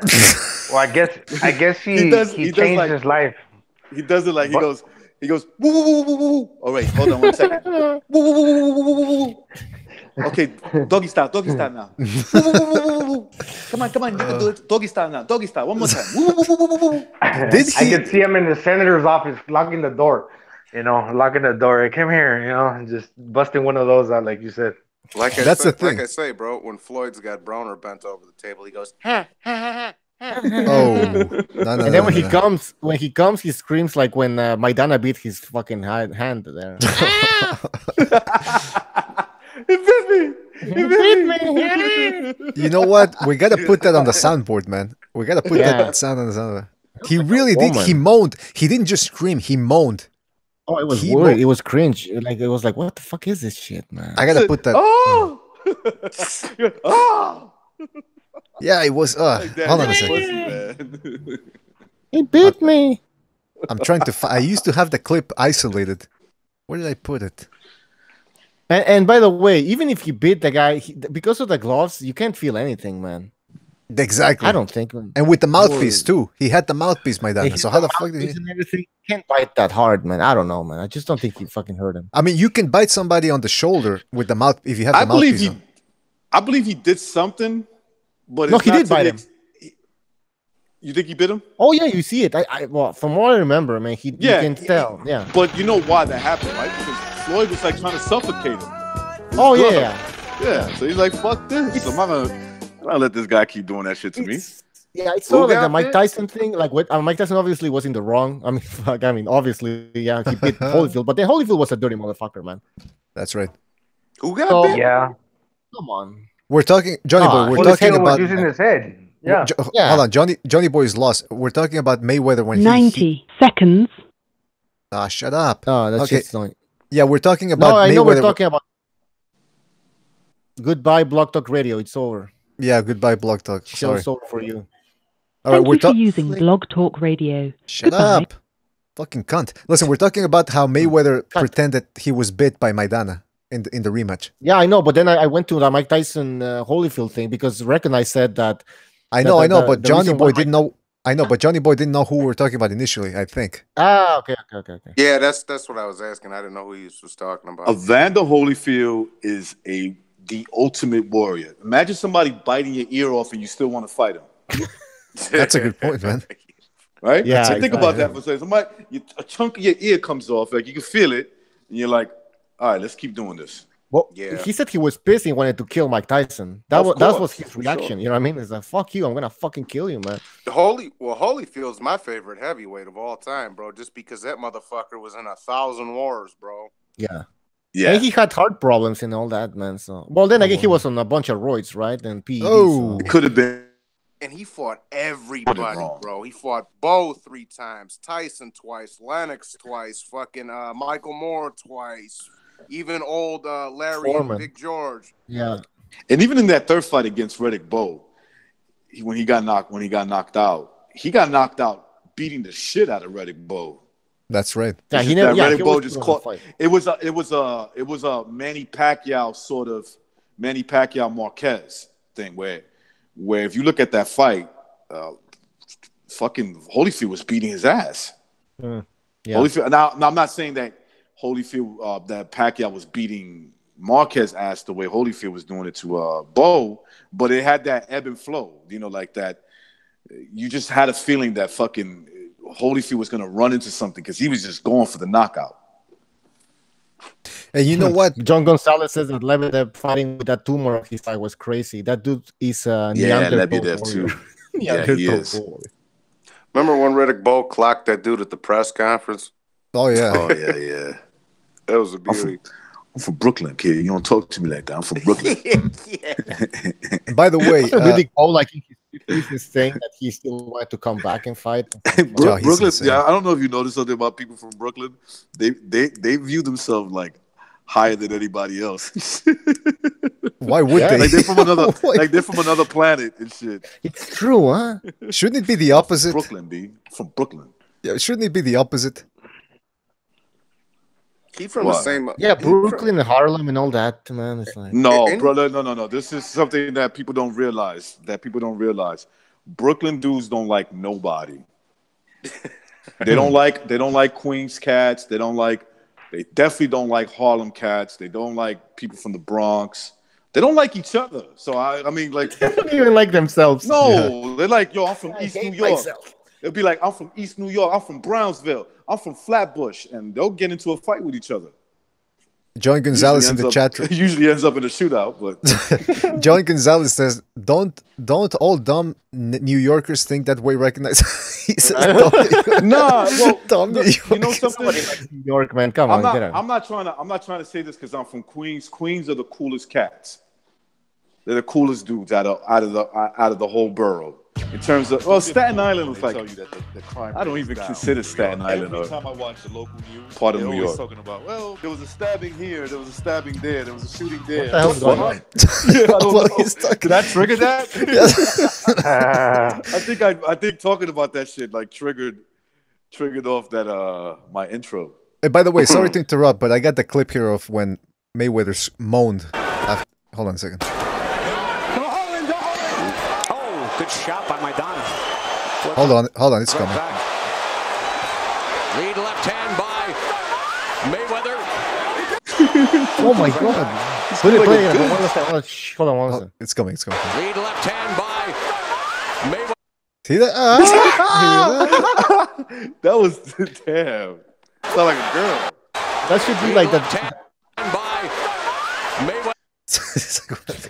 You know, it's like when you surprise a girl and you stick it in her butthole. That's what he sounded like. Hey, guys, that should be the new donation alert. Yeah, that's it. Oh, Damn, that we're having was too much early fun as here. Fuck, I don't remember it being that bad. You know what? We're having too much fun right here. now. See who's coming back to fight BDA Maidana. Yeah. Maidana's coming back, guys. You know who? So you saw that picture, Gonzalo? Yeah, on the treadmill with Alex Ariza. He's putting in the work. With who? He still looks fat though. He apparently he's gonna be making 152. The weighing 152, man. And that guy was like what, 200 pounds? Yeah, probably more. Yeah. Who said that? So somebody said that about Maidana. I think it was in this hangout that if you look at his tattoos, they're not regular tattoos. Like that ink, that's gang ink. What he has on. Yeah, he was in the gang for sure. Yeah, that's prison ink. Like I have a friend from Argentina that he was telling me that that dude was definitely a known gang member. Fuck, man. Yeah, you can tell. This so shitty tattoos and come on. He was telling me the gang. He was telling me the gang that he was a part of out there. I just forgot the name. I forgot the name. Okay. You know how they make the ink? When I was in the prison in Tijuana for that 1 year, these guys, you know what they do? They melt the razors and they put them in. They make like a cone, and the ink sticks to the inside of the cone, like the ash, and all that is ink. But it's the razor, you know, like the blue Bic razor. Damn. That's what they make the ink out of. Fuck, man. I'm sure that's not good for your skin. Bucho with the literal Bucho here, or what am I? Common sense Bucho, actually. Yeah, but that's how they in jail they don't let you have ink, right? Because they don't want you to have tattoos over there because it's a health risk, right? Those jailhouse tattoos that they do. I remember one guy's like, "Yo, I could hook." Nah, it's all right, bro. No, thank you. That shit looks weird. And by the way, jailhouse tattoo. Yeah, by the way, somebody said that those you should get those eyeball tattoos that they get in prison. Oh man. But what's up with these dudes that get tattoos all over their face and yeah, look, that's I got two tattoos. That's good enough for me. That's it. I got these tattoos when I was like in the fucking I was maybe 18, 19 maybe. Yeah, but the face, it's like, come on, man. I mean, you look at you and it's there, man. It's all it's in your face. It's like forever. Like I could hide my tattoos. I could wear, long sleeve shirt or whatever. I'm good. These guys are getting them on the neck. And this, I'm sorry if I offend anybody, but I'm gonna say it. If you are a dude with a lipstick kiss mark on your neck, you're fruity, bro. That's kind of fruity. Stars. I'm sorry. I see a bunch of kids with stars on their necks. And I'm like, man, that to me, that's telling me I want to stay unemployed. Bro, my boy, a couple of my boys actually, but a couple of them Latin King dudes that I grew up with, bro, They got that shit on their neck. I'm like, I mean, then they're in and out of the joint all the time and shit. Yeah. But like, I'm like, bro, you ain't never getting a job, even if you tried to. Like, yeah, you can't. Like, nobody's gonna hire you when you got tattoos on your face, man. That's like, nah. Got a big ass crown on the left side of their neck. If you ain't that kid, what's his name? Whatever the fuck his name is again. Damn, that everybody calls my son. What the fuck is his name? Tekashi 6ix9ine. Oh yeah. All right, so like that kid can never. He better save his money because like he's in jail now, right? So even when he comes out, he can't go get a regular job. It'll never happen. Well, unless he's in a circus or something. Right. I mean, he could join the circus, maybe. Yo, you guys want to see me do something crazy, yo? He's gonna be known as that kid. I think that little motherfucker ratted on his boys and shit too. Yeah, that's what I read. They all. Let me tell you something. They all rat. Yeah. They all. You know who don't rat? The guy who has nothing to live for. There's nothing like. There's nothing out here for him. He might not rat. Like guys that got things going for themselves, 90% of them rat. You know what's interesting? I've been watching these. They even have them with subtitles now. These videos about the cartel gang members when they get locked up. They all talk. You know. Yeah. They Think about that. Think about that for a second, Gonzalo. The cartel is probably the most dangerous. It's like a sure way to get killed if you rat, right? They're willing to tell. Imagine like some street guys on the street. They're gonna fucking rat. This is different. It's weird because I think the police, when they're interrogating them, they're obligated to say. It's not like the United States where you're gonna pussyfoot around, because if you don't, they'll probably torture you. And these guys, when they're asking them the questions, they're answering directly everything, all the business about the organization. Claudio Ochoa is my dream girl, if you know who that is. Who? Is she the one that was with Sean Penn or? No. That's she's some cartel bitch. She's like a fucking capo in one of the cartels, bro. She's bad as fuck. Yeah, but hold on a second. I know what you're talking about. If you walk out on her during sex, like Recognize did, man, I'll be dead. Yeah, you're fucking. I would have never been able to tell that story. Your balls are gonna end up in a river somewhere. All right, listen, guys, we do have to go because the fights are gonna be starting, or I think the card already started, so we don't want to miss that. Yeah, hopefully, we'll be back. All right, man. Hopefully, we'll be back, fellas, in the next couple of days to talk about some of the other fights that are going to be coming up next week. Of course, we have a Jared Hurd versus Julian Williams. Might not be that bad a fight. The rematch between Berchelt and Francisco Vargas. I think Berchelt might decide to box in that one because he wants to show he's more than just a brawler. Can't believe they're making that fight again. What the fuck? Is it because you think because Vargas is shot or because? Yeah, Vargas is shot. Well, I think they just want to make. I think they just want to make Berchelt look good. I think that's the problem here. Keeping active. Mexican fight. Yeah. It was a good fight, the last one. Now you know who you got. You got to keep an eye on Masayuki Ito. He's going to be taking on Jermell Herring on May the 25th via ESPN. Ito, I don't know if you remember, he's the guy that beat Christopher Diaz in a bit of an upset because I thought Christopher Diaz was going to beat him. So that should be an interesting one. Just to see what that can happen. All right, somebody's... All right, man. Don't forget to check out our Facebook page, guys, and the Twitter. That's right. See, Bucho's putting the kibosh on me, telling us we got to go. So I'm going to go drink, man. So. Oh, at least make up a lie or something, man. Don't just say... Man, hey, guys, it's 9 o'clock. The fights are about to start, man. All right. So, I want to give a shout out to everybody that was here with us. Recognize Gonzalo, Johnny Boy, Revolucion stopped by. His friend Freddy, what was his name? Freddy the Gun or something, gave his prediction as well. Very interesting prediction. I want to give a shout out to everybody who was in the chat room. You guys know who you are. And I'm going to tell you who you are. Noble Castellanos, John Gonzalez, the Fight Scout, Carnival, aka Precise Puncher, Amok PvP.